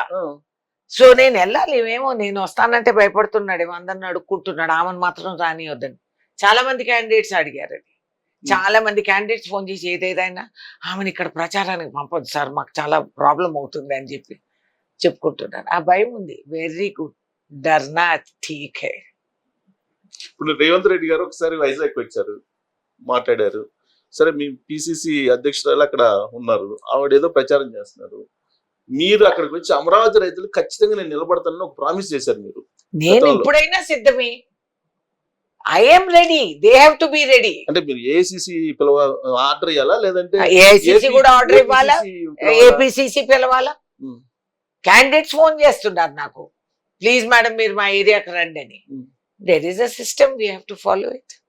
లేకపోతే నేను జమ్మని వెళ్ళి వస్తాను. నాకేంటి, నాకు భయమా? నా జాతకంలో లేదు భయం. అసలు రేణుకా చౌదరి గారి హిస్టరీలో లేదు. లేదు లేదు, స్టార్ లో అది అందరికీ తెలుసు. బహుశా జగన్మోహన్ రెడ్డికి కూడా తెలుసు, అందుకే వద్దని చెప్తున్నారు, అడ్డుకునే ప్రయత్నం చేస్తున్నారు. చేశారు కదా పోయినసారి అమరావతి రైతులకి మద్దతు పలకడానికి వెళ్ళినప్పుడు అడ్డగోలు బ్యారియర్స్ పెట్టేశారు. ఓ పోలీసోడికి ఇదే దొరికింది కానీ తైతక్కలాడుతున్నాడు, ట్రాక్టర్ నడుపుతా ఉంటే దాని వెనకాల వచ్చి అరుస్తున్నాడు పాపం పసివాడు. నేను చెప్పాను నా బండిలో రివర్స్ గేర్ లేదు సార్, వెళ్తే ముందుకే వెళ్తాను. లేటెస్ట్ ఏంటి మేడం, లేటెస్ట్ ఏంటంటే అక్కడ జరుగుతుంది ప్రధానంగా Vivekananda Reddy murder case. Of course తర్వాత జగన్మోహన్ రెడ్డి కేసులకు సంబంధించి ఈ మధ్య Ponnavolu Sudhakar Reddy additional advocate general ఆయన వచ్చి కాంగ్రెస్ పార్టీ చార్జ్ షీట్ లో ఎఫ్ఐఆర్ లో రాజశేఖర్ రెడ్డి పేరుని పెట్టించింది ఆ పార్టీ అని చెప్పి చెప్తున్నారు. బట్ షర్మిల ఏమంటుంది, లేదు లేదు జగన్మోహన్ రెడ్డే కావాలని ఈ చార్జ్ షీట్ లో పెట్టించారు రాజశేఖర రెడ్డి పేరుని అంటున్నారు. ఎవరిదో నిజం మీకున్న సమాచారం ప్రకారం? ఏమండి, షర్మిల ఎవరు? రాజశేఖర రెడ్డి కుమార్తె కదా కాదంటున్నారు. మళ్ళీ రాజశేఖర రెడ్డి కుమార్తె. వీళ్ళ జాతకాలు కూడా మార్చేశారా? ఆల్రెడీ పొట్టుపర్వతాలు మారిపోయినాయి అనమాట. చెప్పారు కదా, వాళ్ళే చెప్పారు. వాళ్ళు అలాగే చెప్పారు. వైఎస్ఆర్ కాంగ్రెస్ పార్టీ వాళ్ళు తాడేపల్లి వాళ్ళు అలాగే వాళ్ళకి అలవాటే. వాళ్ళ ఇంట్లో వాళ్ళు ఎవరికి పుట్టారు ముందు తెలుసుకోమనండి, ఇట్లా బాగే ముందు ఒక ఆడపిల్ల గురించి. ఓకే, సో ఫస్ట్ వాళ్ళ జాతకాలు ఏదో తెలుసుకొని మళ్ళీ వచ్చి బజార్లో మాట్లాడమనండి. సో ఆమె కాదు, ఆ జెనెటిక్స్ ఎక్కడ పోతాయి సార్? ఆ ఫేస్ చూస్తే తెలియట్లేదా ఎవరు కూతురు అనేది? 100 మంది 1000 మందిలో చెప్పచ్చు. ఇట్స్ ఓకే, ఆమె చెప్తా ఉంది అంటే ఏదో ఉంటుంది కదా. ఇంట్లో ఉన్న గుట్టు మాకేం తెలుస్తుంది బయట వాళ్ళకి? అని ఇన్ని సంవత్సరాలు లేని ఇప్పుడు కనిపించింది ఆ కాంగ్రెస్ పార్టీ పేరు ఛార్జ్ షీట్ లో మేము పెట్టించామని చెప్పుకోవడానికి? ఇవన్నీ వంకలు, విచిత్రమైన కథలు. అమరచిత్ర కథ అనేవో కథలు ఉండేటివి, దాంట్లో కనీసం ఒక మారల్ ఆఫ్ ద స్టోరీ ఉండేది. ఇక్కడ ఇమ్మారల్ స్టోరీస్. కాబట్టి ఇప్పుడు వాళ్ళు వైఎస్ఆర్సీపీ ఆమె కాదు కూతురు కాదు, నువ్వెవడరైనా నువ్వు వారసుడువా చెప్పినోడు? నువ్వెవడరా? రక్తం మంచుకొని పుట్టినటువంటి వాళ్ళు అయితే వ్యతిరేకంగా చేరి వైఎస్ఆర్ కాంగ్రెస్ పార్టీకి, ఇప్పుడు కాంగ్రెస్ పార్టీలో చేరి ఆ కాంగ్రెస్ పార్టీ తోటి ప్రచారం చేస్తుంది. పురంధేశ్వరిని ఓర్చుకుంటున్నారా? నందమూరి తారక రామారావు గారి అమ్మాయి కాంగ్రెస్ పార్టీలోకి వచ్చి ఇప్పుడు బీజేపీలోకి పోయారు, అది పర్వాలేదా? అది ఓకే, కానీ అట్ట కాదు కదా. కాంగ్రెస్ పార్టీ ఛార్జ్ షీట్ లో పెట్టించింది రాజశేఖర రెడ్డి పేరు. అది మాకు సంబంధం లేదు కదా. ఛార్జ్ షీట్ ఎవరు పెట్టించారు ఇప్పుడు నువ్వు చెప్పి, నువ్వు ప్రూఫ్ చేయి. ఇవన్నీ ఊరికే రాపిస్తే కాదు, ఫోర్జరీ డాక్యుమెంట్స్. నీకు పెద్ద ఎక్స్పీరియన్స్ ఉందని మాకు తెలుసు. So don't talk like that. నువ్వు ప్రూఫ్ చేయి. నేను చెప్తాను 190 కథలు చెప్పను ఆయన గురించి. నేను చెప్తా, నాకు వివేకానంద రెడ్డి నా దగ్గరికి వచ్చారు, ఆయన చెప్పారు నన్ను వీళ్ళు కూనీ చేపిస్తారు మేడం నీకు తెలియదని. నా దగ్గర వాస్తవాలు ఉన్నాయి, నేను చెప్పనా? మర్డర్ కావడానికి ఎన్ని రోజుల ముందు మేడం? అది కొద్ది మోర్ దెన్ సమ్ ఇయర్స్ ముందు చెప్పాడు మేడం వీళ్ళు నన్ను చంపేస్తారు. నేను అప్పుడు ఆయన్ని తీసుకెళ్లి ఎక్కడో తీసుకెళ్లి అదంతా కూడా చెప్పించాను. ఆయనకి రక్షణ ఇచ్చాము, ఆయన్ని పార్లమెంట్ లో పెట్టాము. ఆయనకి ఎప్పుడు he was afraid that he will be killed. అలాగే జరిగింది. వాళ్ళ అమ్మాయి చెప్తూ ఉంది, వినండి. ఎప్పుడు వీళ్ళు చెప్పేవే కరెక్ట్ అని మీరు ఎట్లా నమ్ముతున్నారు? వీళ్ళు ఎప్పుడన్నా నిజం చెప్పారా? తల్లిని కత్తిరించి, చెల్లిని పంపించి, బాబాయిని మర్డర్ చేసి 10 సంవత్సరాలు నువ్వు బెయిల్ మీద జైలు పక్షి, నువ్వు చెప్పేది నేను వినేదా? అవ్వా, అది మరీ ఇంకా ఇన్సల్టింగ్. ఎవరో పెద్ద మనిషి చెప్పారు, గురువు గారు వచ్చారు, వాళ్ళు చెప్పారంటే చేతులు జోడించి అవును అనొచ్చు. కానీ ఇన్ని దొంగ మాటలు చెప్పేవాళ్ళని వీళ్ళ చరిత్ర అన్నీ తెలిసి కూడా అంత పిచ్చోళ్ళు ఉంటే రిగ్రెట్ఫుల్, వెరీ సారీ. రిమోట్ అంతా కాంగ్రెస్ పార్టీది చంద్రబాబు నాయుడు దగ్గరే ఉంది అనేది ఆయన లేటెస్ట్ గా చేసిన కామెంట్. జగన్మోహన్ రెడ్డి పాపం ఎందుకంత భయపడుతున్నాడు. చంద్రబాబు నాయుడు చేతిలో కాంగ్రెస్ రిమోట్ ఎందుకుంటుంది సార్? ఉంటే మేము కలిసి పోటీ చేసిండే వాళ్ళం కదా. చక్కగా ఆయన బీజేపీతో చేస్తున్నాడే, నాతో కాదుగా. మరి అదే మీ క్వశ్చన్, నీ పెత్తనం ఏంటి బీజేపీతో? నువ్వు కదా సరాపరా అని చెప్పి అక్కడికి వెళ్ళి కూర్చున్నావు. నీకు అవసరం వచ్చినప్పుడల్లా కేసులు ఇది వచ్చినప్పుడల్లా నువ్వు అటు పరిగెత్తావు. నువ్వు మోడీ నా అంతర్యంగా వేసే నాటకాలు చంద్రబాబు నాయుడు నోవేరైపోతాడు, చూస్తూ ఉంటాడు. ఇటు తిరిగి అటు తిరిగి ఆయన బలవుతాడేమో, అది చూసుకోండి. అంతేనా? మా దగ్గర రిమోట్ ఉందా, వాళ్ళ దగ్గర రిమోట్ ఉందా, అది తర్వాత మాట. ముందు జగన్మోహన్ రిమోట్ ఎవరి దగ్గర ఉంది అది తెలుసుకోండి. అది బీజేపీ చేతుల్లో ఉంది. కేసులు ఎక్కువ తోక ఉగులాడిచ్చి వ్యతిరేకం చేసావంటే నిన్ను కట్టు. రేపు నీకు సీట్లు గెలవాలంటే నీకు వాళ్ళ అవసరం, మా అవసరం కాదు. కాబట్టి Babu does not need Congress, Congress does not need Babu. We're capable of fighting our own fights. వీళ్ళిద్దరు సెట్టింగ్ ఫిట్టింగ్ చూసుకోండి. ఒకనొక సందర్భంలో పోస్ట్ ఎలక్షన్స్ అవసరం అయితే మేము సంకీర్ణ ప్రభుత్వానికి మద్దతు ఇస్తాము అని చెప్పి జగన్మోహన్ రెడ్డి ఏదో కాంగ్రెస్ పార్టీకి సంబంధించిన ఒక కీలక లీడర్కి హామీ ఇచ్చారని తెలుస్తుంది. వారు వీరవుతారు, వీరు వారవుతారు. ఎలక్షన్స్ లో పోస్ట్ ఎలక్షన్స్ ఏదైనా అవ్వచ్చు. ఇప్పుడు నుంచి ఎందుకు మనకి అనుమానాలు, ఆలోచనలు? No need, let us wait, result వచ్చినాక మాట్లాడదాం. కానీ సంకీర్ణ ప్రభుత్వం అయితే కన్ఫర్మ్ దాంట్లో మేము ఉంటామని చెప్తున్నారు కేసీఆర్ కూడా. అవును, ఎవరికైనా ఇప్పుడు ఒడ్డెక్కాలి కదా సార్. ఆడే కుక్కతోక పట్టుకొని గోదావరి ఇస్తున్నారు బీజేపీని పట్టుకొని. కాబట్టి అది బొవ్వం అనేటప్పటికి నట్టేట్లో మునుగుతారు. కాబట్టి ఇప్పటి నుంచే ఒడ్డెత్తుక్కుంటున్నారు, ఇక్కడ ఎక్కుదామా అక్కడ ఎక్కుదామా. అది వాళ్ళు ఆశించారు, ఊహించారు. తర్వాత మేము ఆలోచిస్తాం. జగన్మోహన్ రెడ్డి ఆంధ్రప్రదేశ్ లో గెలవబోతున్నాడు అనేది కేసీఆర్ ఇన్ఫర్మేషన్ అంట. అది ఈ మధ్య కాలంలో బయట పెట్టారు. దాని కంటిన్యూస్ లో సంకీర్ణం వచ్చింది. ఆయన కూడా చెప్తున్నాడే ఈ గవర్నమెంట్ ఉండదు ఎలక్షన్ తర్వాత, ఇవన్నీ జోష్యం చెప్తున్నాడు. ఈ జ్యోతిష్కుడు ఎవడో ఆ కేసీఆర్ ముందు ఆయన్ని చూసుకోమనండి. ఆ జ్యోతిష్కుడు చెప్పే కదా ఈయన సెక్రటేరియట్ భంగం చేసి వేరే సెక్రటేరియట్ కట్టడం ఇవన్నీ చేశారు. దానికి వాస్తు బాగలేదు, దీనికి ఇది బాగలేదు. శ్రీరాములు వారు ఎప్పుడన్నా సుఖపడ్డారా? అందుకని వస్త్రాలు ఎప్పుడు ఆయన కేటాయించలేదు శ్రీరాములు వారికి. ఇవాళ శ్రీరాములు వారు is flavour of the season. ఇప్పుడు ఆయన ఎంత నూరు పొట్ట కొట్టుకొని ఉంటాడు, శుభ్రంగా వస్త్రాలు ఇది ఇచ్చింటే భద్రాచలంలో కనీసం ఆయనకు ఆశీర్వాదం దొరికేది. ఇప్పుడు అది టక్కు. కాబట్టి ఈ జ్యోతిష్కులు వీళ్ళు చెప్పే కథలన్నీ నమ్మి కాదు. నువ్వు వంకాయలు, బీరకాయలు, సొరకాయలు పెంచావు నీ ఫామ్ హౌస్ లో, ఎంత లాభం వచ్చేసింది రైతాంగానికి అని చెప్పిన నాదుడు కొంచెం దిగిరండి. ఇంకా వచ్చి బయటకు మీరు మీ అబ్బాయి గారు కొంచెం మాట్లాడితే ఆయన ఇంకా సినిమా స్టార్. ఆయన ఆటో ఎక్కి తిరుగుతున్నాడు. నిజమే పాపం. మరి బండి పోయిందిగా, 4 టైర్లు పంచరు బీఆర్ఎస్ బండికి. కాబట్టి ఇంకో ఆటో లేకపోతే ఏమి, సైకిల్ వేసుకుంటే తెలుగుదేశం అనుకుంటారు. కాబట్టి ఇంకా ఆటోలోనే తిరగని. సో మీ ఇన్ఫర్మేషన్ ప్రకారం ఆంధ్రప్రదేశ్ లో ఏంటి మేడం, ఎవరు వచ్చే అవకాశం ఉంది? ఎవడొచ్చినా ఐ డోంట్ కేర్, వీడు మాత్రం పోతాడు. ఆ జోషన్ నేను చెప్తున్నా confirm.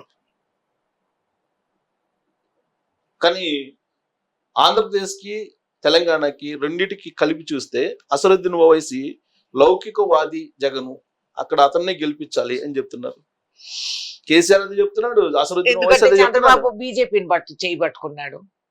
He can't support Chandrababu. If he is anti BJP he cannot support Chandrababu. He should have supported Congress. ఆయన చూస్ చేసుకున్నారు అక్కడ ఆయన, ఇక్కడ మాకు అని అంటే సరే చూద్దాం, ఎవరి ఇష్టం వాళ్ళది. అట్టు కాదు కదా మేడం, ఇక్కడ ఆంధ్రప్రదేశ్ లో జగన్మోహన్ రెడ్డి గెలిస్తే రేవంత్ రెడ్డి ప్రభుత్వం పడిపోతుంది అనేది ఒకటి వినిపిస్తున్నారు కదా. కేసీఆర్ చెప్తున్నారు కదా, 10-20 మంది కేసీఆర్ చెప్పాడు. కేసీఆర్ చాలా చెప్పారు సార్. మాకు డబుల్ బెడ్రూమ్లు చెప్పాడు, ఇంకేదో చెప్పాడు, దళిత్ సీఎం అని చెప్పాడు, ఇంకేవో చెప్పాడు. అబ్బా ఆయన చెప్పిన కథలన్నీ తీసేద్దాం. ఆయన చెప్పింది మీరు నమ్మితే ఎట్లా? ఇంటర్లింక్డ్ గా మనం ఆంధ్రప్రదేశ్ ది తెలంగాణది. There is no link, there is no equation. We have progressed way beyond Andhra. Andhra ఎక్కడో మిగిలిపోయింది పాపం. ఆ రోడ్లన్నీ గుంతలు పడి అక్కడ అడ్మినిస్ట్రేషన్ లేదు, ఇంతవరకు రాజధాని లేదు. ఇన్ని సంవత్సరాలు గడిచిపోయినాయి, రాజధాని లేదు. మీరు వాళ్ళని తెలంగాణని పోలిస్తే ఎట్లా సార్?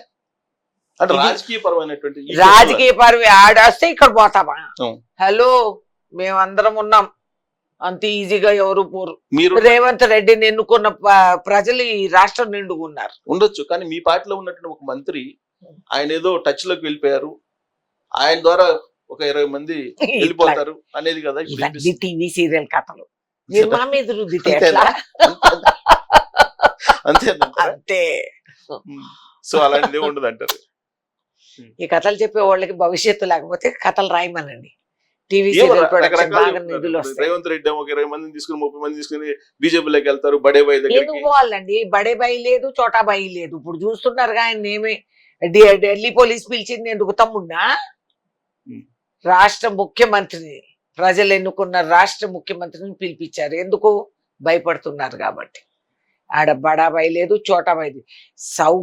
ఒక సాంప్రదాయ ప్రకారంగా ఇచ్చిన మర్యాద నిలబెట్టుకోలేని బీజేపీ పరిపాలన వాళ్ళేందండి చేసేది? 20 మంది తీసుకొని ఆయన ఎందుకు వెళ్ళాలి? 10 సంవత్సరాలు ఆయన ఇక్కడ ముఖ్యమంత్రిగా ఉండబోతున్నాడు.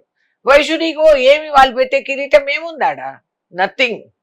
ముందు వాళ్ళు కుర్చీ వాళ్ళని చూసుకోమనండి. మీకు వాళ్ళు కుర్చీ ఉంటే ఏడు నుంచి 20 మందో 40 మందో ఆలోచించాలి. అది వాళ్ళ కుర్చీనే కదులుతూ ఉంటే మాకేం పట్టిందండి కర్మ?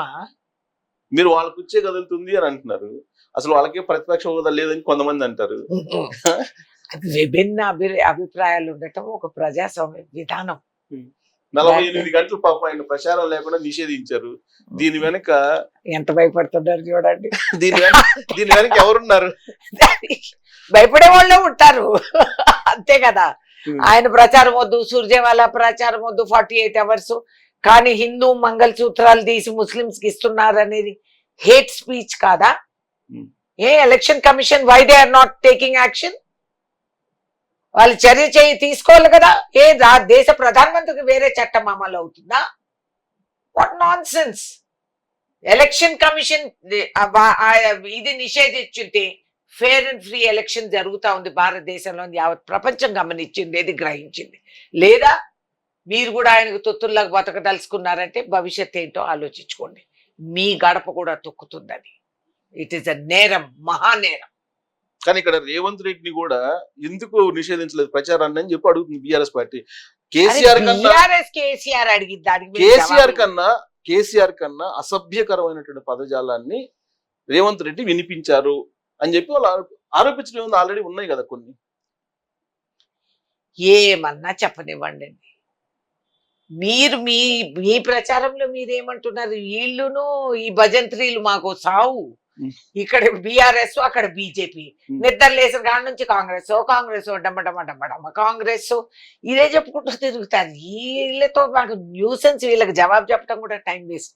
మేము చేసుకుంటే ప్రజలు చెప్పండి మేడం, ఒక సీనియర్ పొలిటీషియన్ గా కేసీఆర్, రేవంత్ రెడ్డి ఇద్దరు వాడేటువంటి పదజాలం దాన్ని ఎలా చూస్తారు? ఎందుకంటే ఆయన మొదలెట్టింది ఎవరండి? ఈ రాష్ట్రంలో ఈ పదజాలం ప్రచారంలో ఉపయోగించింది ఫస్ట్ ఎవరు? కేసీఆర్. తెలంగాణ లింగ్విస్టిక్ కేసీఆర్, కేటీఆర్ వీళ్ళిద్దరే వాడింది ఇట్లాంటివన్నీ వాక్యాలు. వాళ్ళకి అర్థమయ్యే భాషే అది. ఇప్పుడు అది కాకుండా మేము చాలా ఇదిగా ఎలివేటెడ్ గా మాట్లాడితే వాళ్ళకి అసలు ఉన్నది కూడా అర్థం కాదు. చదివేస్తే ఉన్నమతి పోయిందని అంటారు చూడండి, ఆ పరిస్థితి. ఇప్పుడు 48 years నిషేధాన్ని ప్రచారాన్ని మీరు సమర్థిస్తున్నారా? నేను సమర్థిస్తానా లేదా నా అభిప్రాయం ఎవరు అడిగారు. కానీ సీనియర్ పొలిటీషియన్ కొంచెం రెస్ట్ తీసుకోవాలి కదా ఆయన. పాపం హెల్త్ బాగాలేదు కదా, కొంచెం రెస్ట్ తీసుకొని నోరు మూసుకొని ఉంటే కొంచెం ఏమన్నా ఫ్యూచర్ ఉంటుంది. ఇంకా లోడా మాట్లాడితే ఇంకా 45. బహుశా వాళ్ళు ఇద్దరు ఫిక్సింగ్ లో పెట్టుకున్నారేమో, ఆయన చేయలేకపోతున్నారు కాబట్టి అది కూడా అవ్వచ్చు. ఆయన అమర నిరాహార దీక్షలు కూర్చున్నప్పుడల్లా 4 నిమిషాల్లోనే ఆయన లేపేసేవారు, ఎందుకంటే ఆయన ఓర్చుకోలేకపోయేవారు. సో ఐవీ డ్రిప్ లో ఏముందో ఎవడు చూశాడు? ఆ సూది పెట్టేసి అలా పోతా ఉంటే ఆయన హాయిగా ఉండేవారు. సరే, కంక్లూజన్ వద్దాం మేడం. కాంగ్రెస్ ప్రేమ దుకాణాల్లో ఫేక్ వీడియోలు రెడీగా చాలా ఉంటాయి. త్వరలో మీరేదో చేయబోతున్నారు అనేది కూడా నరేంద్ర మోడీ అంటున్నారు. అంత భయపడుతున్నారు, ఏదో చేయబోతున్నారు అంటారు. అంటే ఏదో ఒకటి ఇట్లా అనేస్తే ప్రజలంతా ఓ అనేస్తారని ఆయన కోరుతున్నారు. ఏదో నీ ఇంటెలిజెన్స్ ఫెయిలియరా? నీకు తెలీదా ఏం చేయబోతావు అంటే? నీదంతా హోప్లెస్ ఇంటెలిజెన్స్, అది కరెక్టే. నువ్వు హోప్లెస్ కాకపోతే నీకు అరుణాచల్ ప్రదేశ్ లో చైనా కాలు తొక్కుతా ఉంటే నువ్వు ఏం చేయలేకపోతున్నావు, ప్యాంగాంగ్ లేక్లో ఊర్లు కట్టేస్తా ఉంటే నువ్వు ఏం చేయలేకపోతున్నావు, నీ పార్లమెంట్ లోకి షూస్ లో గ్యాసులు పెట్టుకొని వస్తే నువ్వు నీ ఇంటెలిజెన్స్ ఫెయిలియర్ కి మాకు అరగడితే ఎట్లండి? ఎగ్జాక్ట్ గా అనేది ఏంటంటే వచ్చే నెలలో ఒక పెద్ద సంఘటన సృష్టించాలని విపక్షాల కూటమి చూస్తుంది అని చెప్పి అన్నారు. ఏంటి అసలు పెద్ద సంఘటన ఏంటి? ఈ పెద్ద సంఘటన ప్రజాస్వామ్యం స్థాపిస్తాం మళ్ళీ. అదే పెద్ద సంఘటన. ఆఫ్ కోర్స్ అన్నిటికంటే పెద్ద సంఘటన అదే. That we will restore the balance of democracy, that institutions will continue to run autonomously and that they will be able to disburse their duties correctly. అవన్నీ ఇప్పుడు తెలియదు కదా, ఈ 10 సంవత్సరాలు ఇవన్నీ చూడలేదు కదా మనం. కాబట్టి ఈ శారదా సర్కస్ ఇదేదైతే నడుస్తా ఉందో దీన్ని పక్కకు దూసేసి మళ్ళా ప్రజాస్వామ్యం అనేది స్థాపించగలుగుతాం. That is a very big సంఘటన ఆఫ్ కోర్స్. సో మీరు ఫేక్ వీడియోస్ సంబంధించి ఢిల్లీ పోలీసులు నోటీస్ ఇస్తేనేమో అభ్యంతరం పెడుతున్నారు రేవంత్ రెడ్డికి. ఇక్కడున్నటువంటి రేవంత్ రెడ్డి ప్రభుత్వం ఆల్రెడీ బీఆర్ఎస్ పార్టీకి సంబంధించినటువంటి సోషల్ మీడియా ఇన్ఛార్జికి నోటీసులు ఇచ్చి వాళ్ళ పోలీసులు అదుపులో తీసుకున్నారు. మరి దీన్ని తప్పు అంటారా, దాన్ని తప్పు అంటారా? ఎందుకు మేము తప్పు ప్రూఫ్ తో పాటు మేము ఇస్తున్నాం. ప్రూఫ్ లేకుండా పిలిపిస్తారా ముఖ్యమంత్రిని ఎలక్షన్ అప్పుడు? ఏంటండి ఆ వేషాలు? మేము చెప్తా ఉండేది ఎక్కడ ఏ దగ్గర నుంచి మాకు ఎవిడెన్స్ వచ్చింది అక్కడ మేము ఇది అమలు చేస్తున్నాం. వాళ్ళు ఏది లేకుండా అల్లే చూడలేదు అల్లుడు పేరు సోమలింగం అన్నట్టు ఏమీ లేకపోతే పోయి రేవంత్ రెడ్డి మీద పట్టం ఏంటి అలవాటు? Nothing, non sense. ఓకే, నిన్న ప్రచారం చేస్తూ రేవంత్ రెడ్డి ముఖ్యమంత్రి హోదాలో రాబోయేటువంటి రోజుల్లో జీవన్ రెడ్డి కేంద్ర వ్యవసాయ మంత్రి అవుతారని ఆయన ప్రకటించారు. అంటే ఏఐసిసిలో రేవంత్ రెడ్డికి అంత బలం వచ్చేసిందా?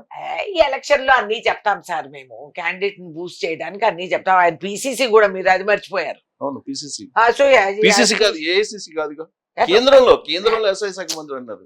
అదే కేంద్రంలో వస్తామనేది ఒకటి మేము ప్రజలకి అట్లా చెప్పుకోవాలి. ఎలక్షన్ లో ఏం చెప్తాం సార్?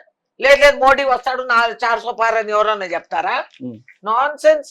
ఉన్న ఫ్యాక్ట్ ఆయన కదులుతున్నాడు, రగులుతున్నాడు, సో ఆయన పోతాడు. Experience man like Jeevan Reddy garu, we all respect him. Is a senior man. ఇంత మంచి వ్యక్తి అక్కడి వరకు చేరతారు.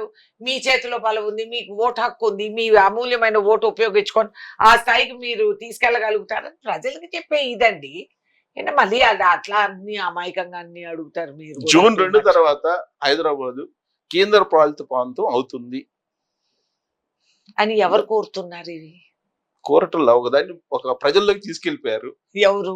అసలు ఆల్రెడీ ఆ ప్రపోజల్ ఉంది కదా. ఏం ప్రపోజల్? బీజేపీ దగ్గర ఉందా, మీ దగ్గర ఉందా, ఎవరి దగ్గర ఉంది? ప్రజల దగ్గర ఉంది. ఓటు వేసినాక మాట్లాడతాం. కేటీఆర్ చాలా క్లియర్ గా చెప్తున్నారు కదా ప్రచారంలో. ఐటీలో కనిపించిందా ఇది? గూగుల్ చేస్తే తెలిసిందా? ఎవరు చెప్పారు? అలెక్సా చెప్పిందా? గూగుల్ చెప్పిందా? ఎవరు చెప్పారు? ఆయనకి ఉమ్మడి రాజధాని అయితే అయిపోతుంది జూన్ 2కి. సో దాన్ని ఎక్స్టెండ్ చేయాలని చెప్పి జగన్మోహన్ రెడ్డి అండ్ టీం కోరుతుంది. ఈయనేమో ఆల్రెడీ కేంద్ర పాలిత ప్రాంతం మీరే అన్నారు కదా, ఈయనను ఆయన ఇద్దరు కలుపుకొని వేసే మాస్టర్ ప్లాన్లు ఇవన్నీ అని. అందుకని ఆయన చెప్పితే ఈయన మాట్లాడతాడు ఇక్కడ. It's okay. ముందు కూడా అట్లనే వాళ్ళిద్దరు ముఖ్యమంత్రులు కూర్చొని ఈయన కేసీఆర్ ఏం చెప్తే ఆయన ఇట్లా ఇట్లా ఇట్లా అని గంగిలేదు కదా తల కొట్టినట్టు చేసేవాడు జగన్. వీళ్ళిద్దరు చేసే మాస్టర్ ప్లాన్లు బీజేపీతో చేతులు కలిపిన వాళ్ళు. వీళ్ళు ఏం చేసినా వారు వీరైనా వీరు వారైనా కాంగ్రెస్ విల్ బి హియర్. రాబోయే రోజుల్లో ప్రాంతీయ పార్టీలు ఏవైతే ఉన్నాయో వాటిని బతకనిచ్చే అవకాశం ఉందా అలా రాజకీయాల్లో? వీళ్ళ పర్మిషన్ అక్కర్లేదు, మేము బతుకుతాం. మీరు కాదు, ప్రాంతీయ పార్టీలు మీరు ప్రాంతీయ పార్టీలు బతకనిచ్చేదా? ఏమంటే అది ప్రజాస్వామ్యం నిర్ణయిస్తుంది. రాజ్యాంగం తెలిసిన వాళ్ళు ఈ ప్రశ్నలు అడగరు. That is the difference. అంటే కొన్ని ఏమో కాంగ్రెస్ పార్టీలో విలీనం చేస్తాయి, కొన్ని ఏమో బీజేపీలో విలీనం అవుతాయి అని చెప్పి చూస్తాము. Maybe that is the way forward. దేశం కోసం అది మంచిది మేలు అని అనుకుంటే అవ్వచ్చు, లేదా నిలబడొచ్చు. We have to allow that కదా. That is democracy. ఎవరికి అర్థం అవుతోంది అది? విధి విధానం అదే. రాష్ట్రంలో ఫోన్ ట్యాపింగ్, కాళేశ్వరం, ఈ విచారణ ఇవన్నీ ఏంటి ఆగిపోయినట్టేనా లేదంటే ఎలక్షన్ కోడ్ కాబట్టి ఆగినాయి సార్? అంతేనా? అంతే. కానీ దానికి $R ఏదో చెప్తున్నట్టు నరేంద్ర మోడీ $R ట్యాక్స్ కోసం ఎన్నాళ్ళ తొక్కి పెట్టారని. ఆయన మోదీ ట్యాక్స్ కంటే బాధా? ఓరే నాయన, మా $R ట్యాక్స్ అసలు ఉందో లేదో ఎవరికి తెలియదు. ఉంది అని ఊహించుకున్నా కూడా మాదెంత అండి, చిటికినేలు గోరంత కూడా లేదు. వాళ్ళదెంత అది చెప్పమనండి. ఈ ఎలక్ట్రల్ బాండ్ ఎవరి ట్యాక్స్ అది అది చెప్పమనండి. ఎన్ని క్విడ్ ప్రోకోలు జరిగినాయి, ఎన్ని ఇండస్ట్రీస్ కి ఎంత చేరింది, ఇవన్నీ ముందు అది చెప్పమనండి. దాన్ని బట్టి మనం ఇక్కడ RRR ట్యాక్స్, RRR ట్యాక్స్ వేయొచ్చు. ఎన్నికల సమయంలో కేజ్రీవాల్ అరెస్ట్ చేయటాన్ని తప్పుపడుతున్నారు కానీ కాంగ్రెస్ పార్టీ వాళ్ళు. ఇక్కడ కవితను అరెస్ట్ చేయటాన్ని ఎందుకని ఎక్కడ తప్పుపట్టినట్టు దాఖలాలు లేవు. ఆమె సీఎమా, ఎమ్మెల్సీ కదా, మాజీ ఎంపీ కదా, సీఎమా, మాజీ సీఎం కూతురు కదా. హలో సార్, అక్కడ సీఎం ని అరెస్ట్ చేశారు. కొంచెం తేడా లేదా?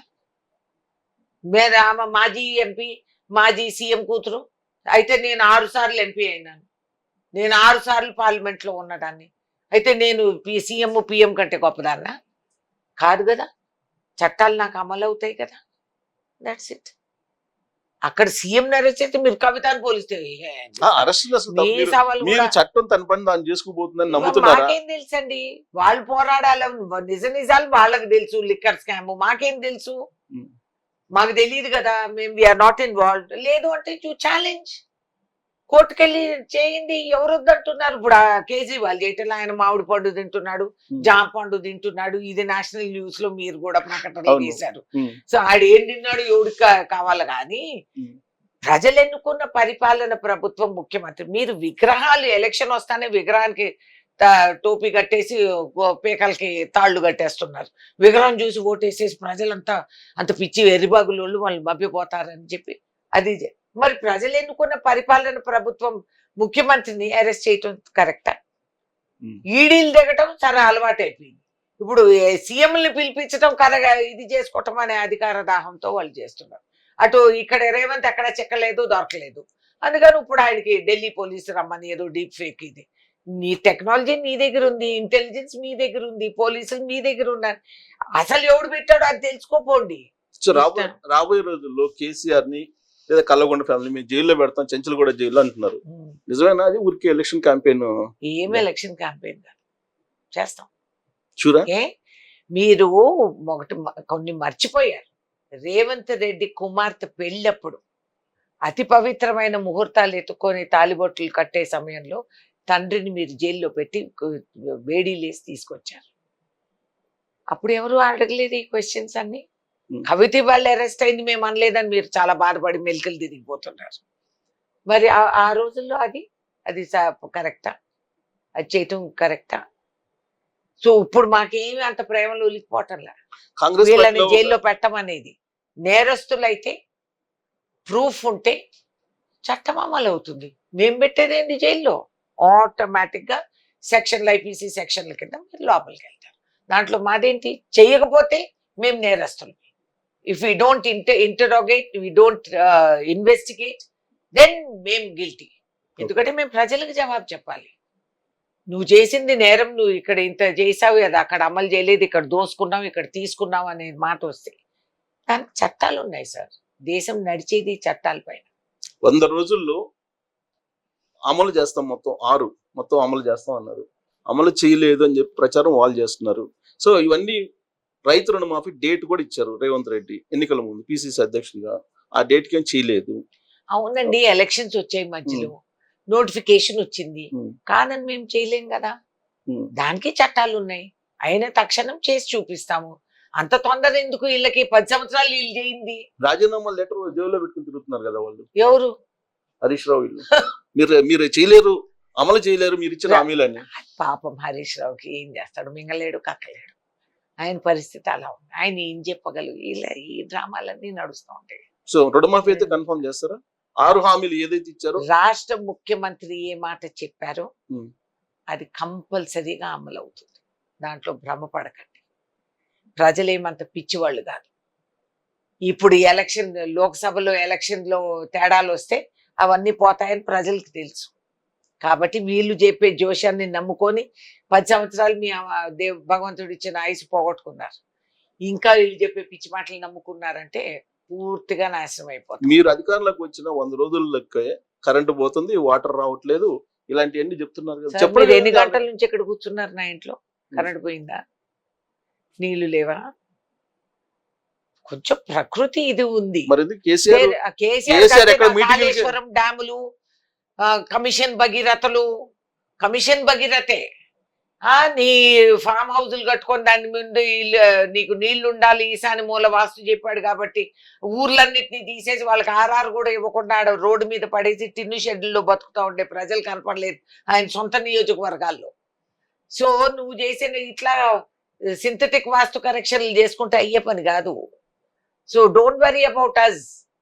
మీరేం చేస్తున్నారు, చేయబోతారు ఆలోచించుకోండి. రేపు జైల్లో ఉంటే పుస్తకాలన్నా రాయండి. చూడు, పండిత్ జవహర్లాల్ నెహ్రూ బుక్స్ రాశారు, లెటర్స్ రాశారు, హిస్టరీ రాశారు, దేశ చరిత్ర. ఆల్రెడీ 80,000 పుస్తకాలు చదివారు కదా కేసీఆర్. అవును, అదే 80,000 చదివారు. వంకాయలు పండించేశారు, బెండకాయలు సొరకాయల మీద కోట్లు సంపాదించేసుకున్నారు.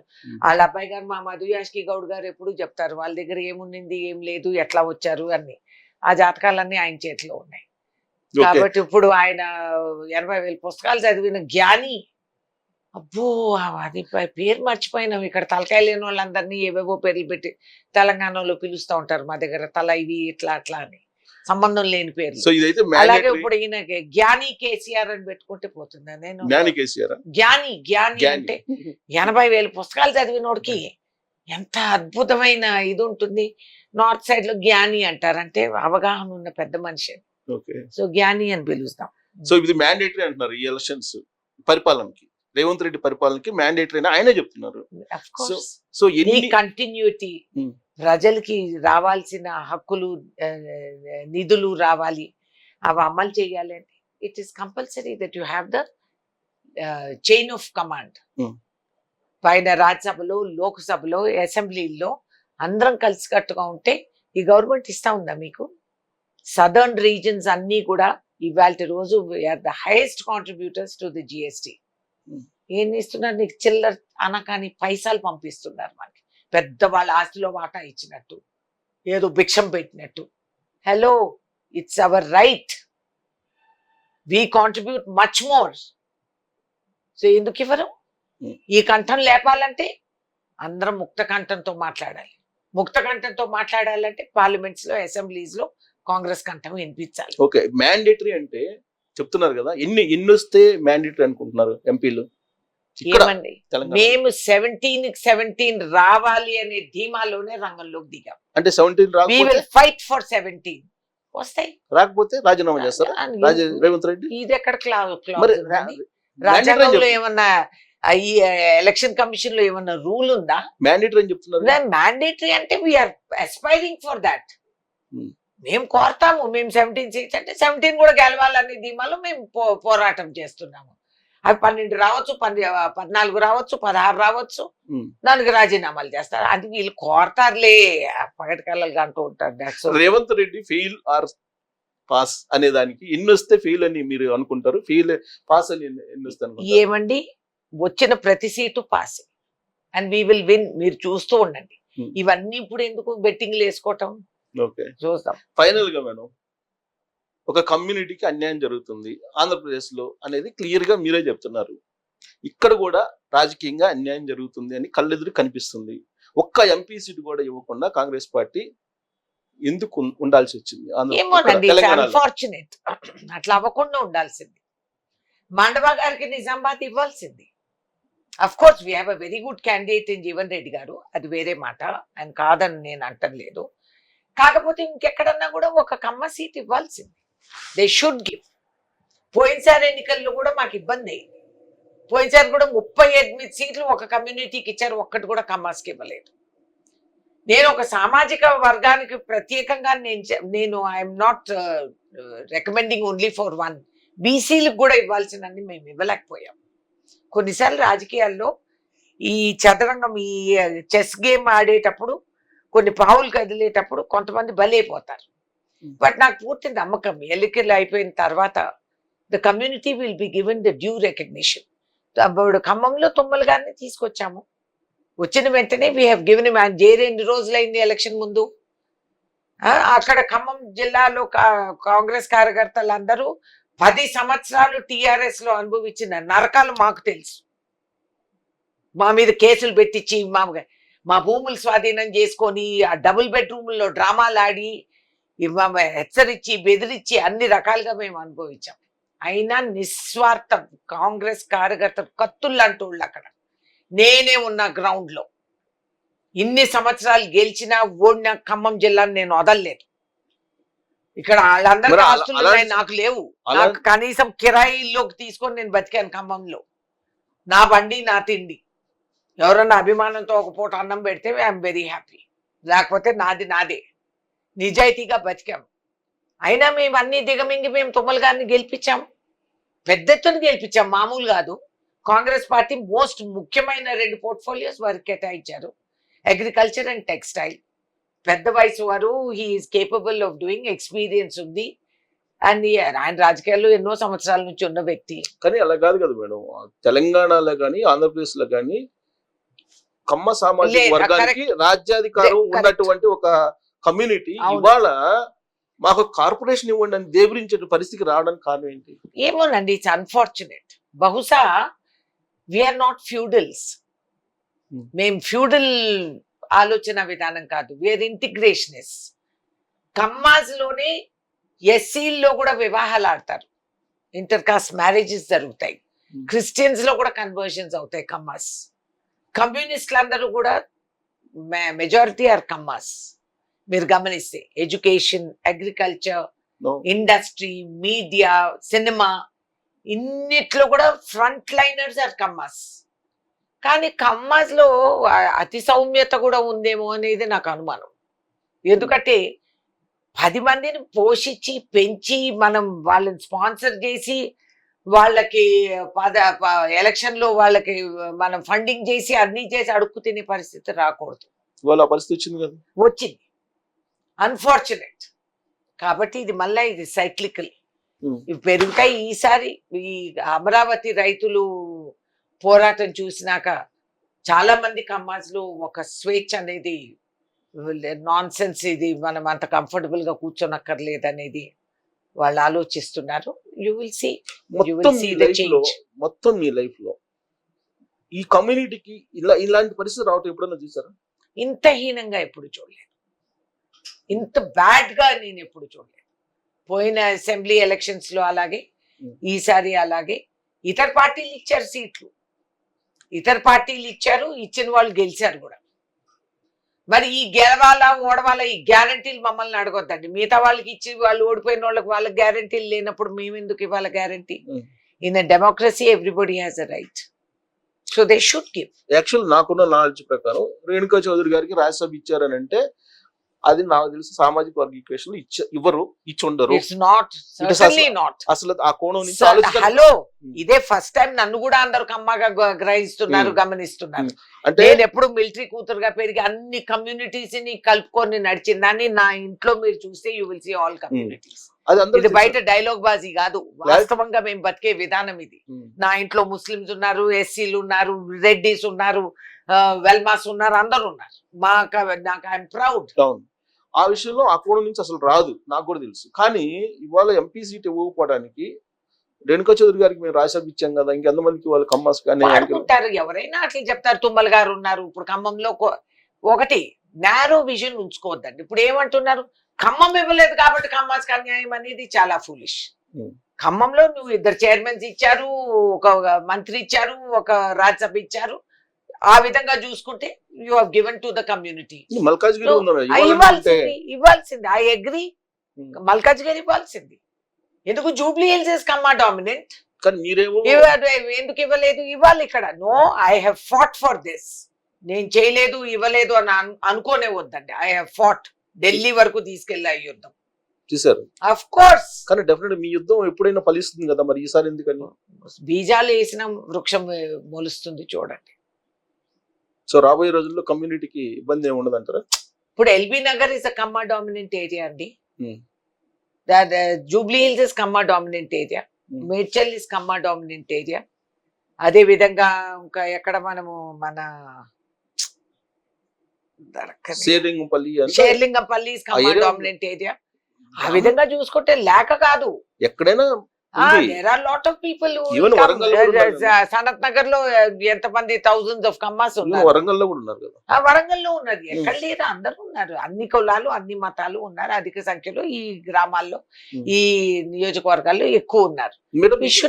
మీకు ఎప్పుడన్నా అనిపించిందా ఒక 15 సంవత్సరాల నుంచి ఒక కుట్రపూరితంగా ఈ కమ్యూనిటీని డ్యామేజ్ చేస్తున్నారు కొంతమంది అనేది? బయట వాళ్ళు కుట్ర పన్నే దానికంటే కమ్యూనిటీ ఎందుకు కంప్లేసెంట్ అయింది అనేది నా మనసులో కదులుతోంది. Why are we so complacent? ఎందుకు? Why do we think we're second rate citizens? దేంట్లో మనం తక్కువ? అంటే మనలో ఓర్పు సహనం ఎక్కువ. ఫోన్లే ఇప్పుడు ఎందుకులే గొడవ, లేదా రాలేదా ఓకే నెక్స్ట్ టైం, ఇవి మానుకోవాలి. మా ఫ్యూచర్ ఏంటనేది వాళ్ళు ఆలోచించుకోవాలి. పిల్లలు ఏంటి, ఇప్పుడు ఎన్ఆర్ఐస్ అక్కడ బయటికి వెళ్ళి బాగుపడినప్పుడు వాళ్ళకి సాహసం పెరిగింది. వాళ్ళు ఇప్పుడు నాకు ఫోన్లు, వాట్సాప్లు, మెసేజెస్, పోయినసారి కూడా చెప్పారు, మేడం మీరు టికెట్లు తీసుకోండి, కమ్మాస్కి ఇవ్వండి, పైసా అడగొద్దండి, ఎవరిని చేయి సాపొద్దండి, మేము కాంట్రిబ్యూట్ చేస్తాం, మేము లీవ్ పెట్టుకొని వస్తాం, మీకు తెలవదు. They are more than 200 Kammas who have come as NRIs who are with in the states now. ఇక్కడ ఆంధ్ర తెలంగాణలో who are going around working on the ground. అక్కడ నుంచి ఫోన్ కాల్స్ పెట్టి అందరితో మాట్లాడటం, గ్రూప్ కాల్స్, కాన్ఫరెన్స్ కాల్స్, ఇవన్నీ చేస్తున్నారు. ఇంకొంచెం వాళ్ళు ఆర్గనైజ్ అవ్వాలి.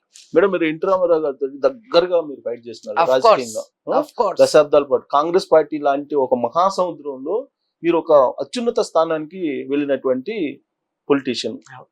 ఇవాళ ఫైటింగ్ నేచర్ ఈ కమ్యూనిటీలో తగ్గింది అనిపిస్తుందా? Of course. అందుకే ఈ పరిస్థితి వచ్చిందంటారా? అవునండి, తగ్గింది. కొంచెం కొంతమంది ఒక స్థాయికి ఎదిగినోళ్ళు తిరిగి మళ్ళా ఇంకొకరిని పైకి తీసుకొస్తామనేది కూడా ఆలోచించలేదు. వాళ్ళ సర్వైవలే వాళ్ళకి కష్టమైపోయింది. So that is unfortunate, but we must fight. అంటే పై స్థాయిలో ఉన్న వాళ్ళు తప్ప, లేదంటే కింది స్థాయిలో ఉన్న లేదు ఆయన, పై స్థాయిలో ఉన్న వాళ్ళు ఇంకా 10 మందిని ముందుకు లాగాలి. మరి వాళ్ళ తప్పు వాళ్ళదైనందువల్ల ఈ పరిస్థితి వచ్చిందా? తప్పు అని కాదు, వాళ్ళకి అక్కడ ఉండాల్సిన వాతావరణంలో వాళ్ళు స్వయంగా బతకడానికే కష్టమైంది. They take that for granted. ఇప్పుడు రాజకీయ పరిస్థితి నా సో నన్ను తొక్కాలని ఎవరు లేరు అనుకుంటున్నారా?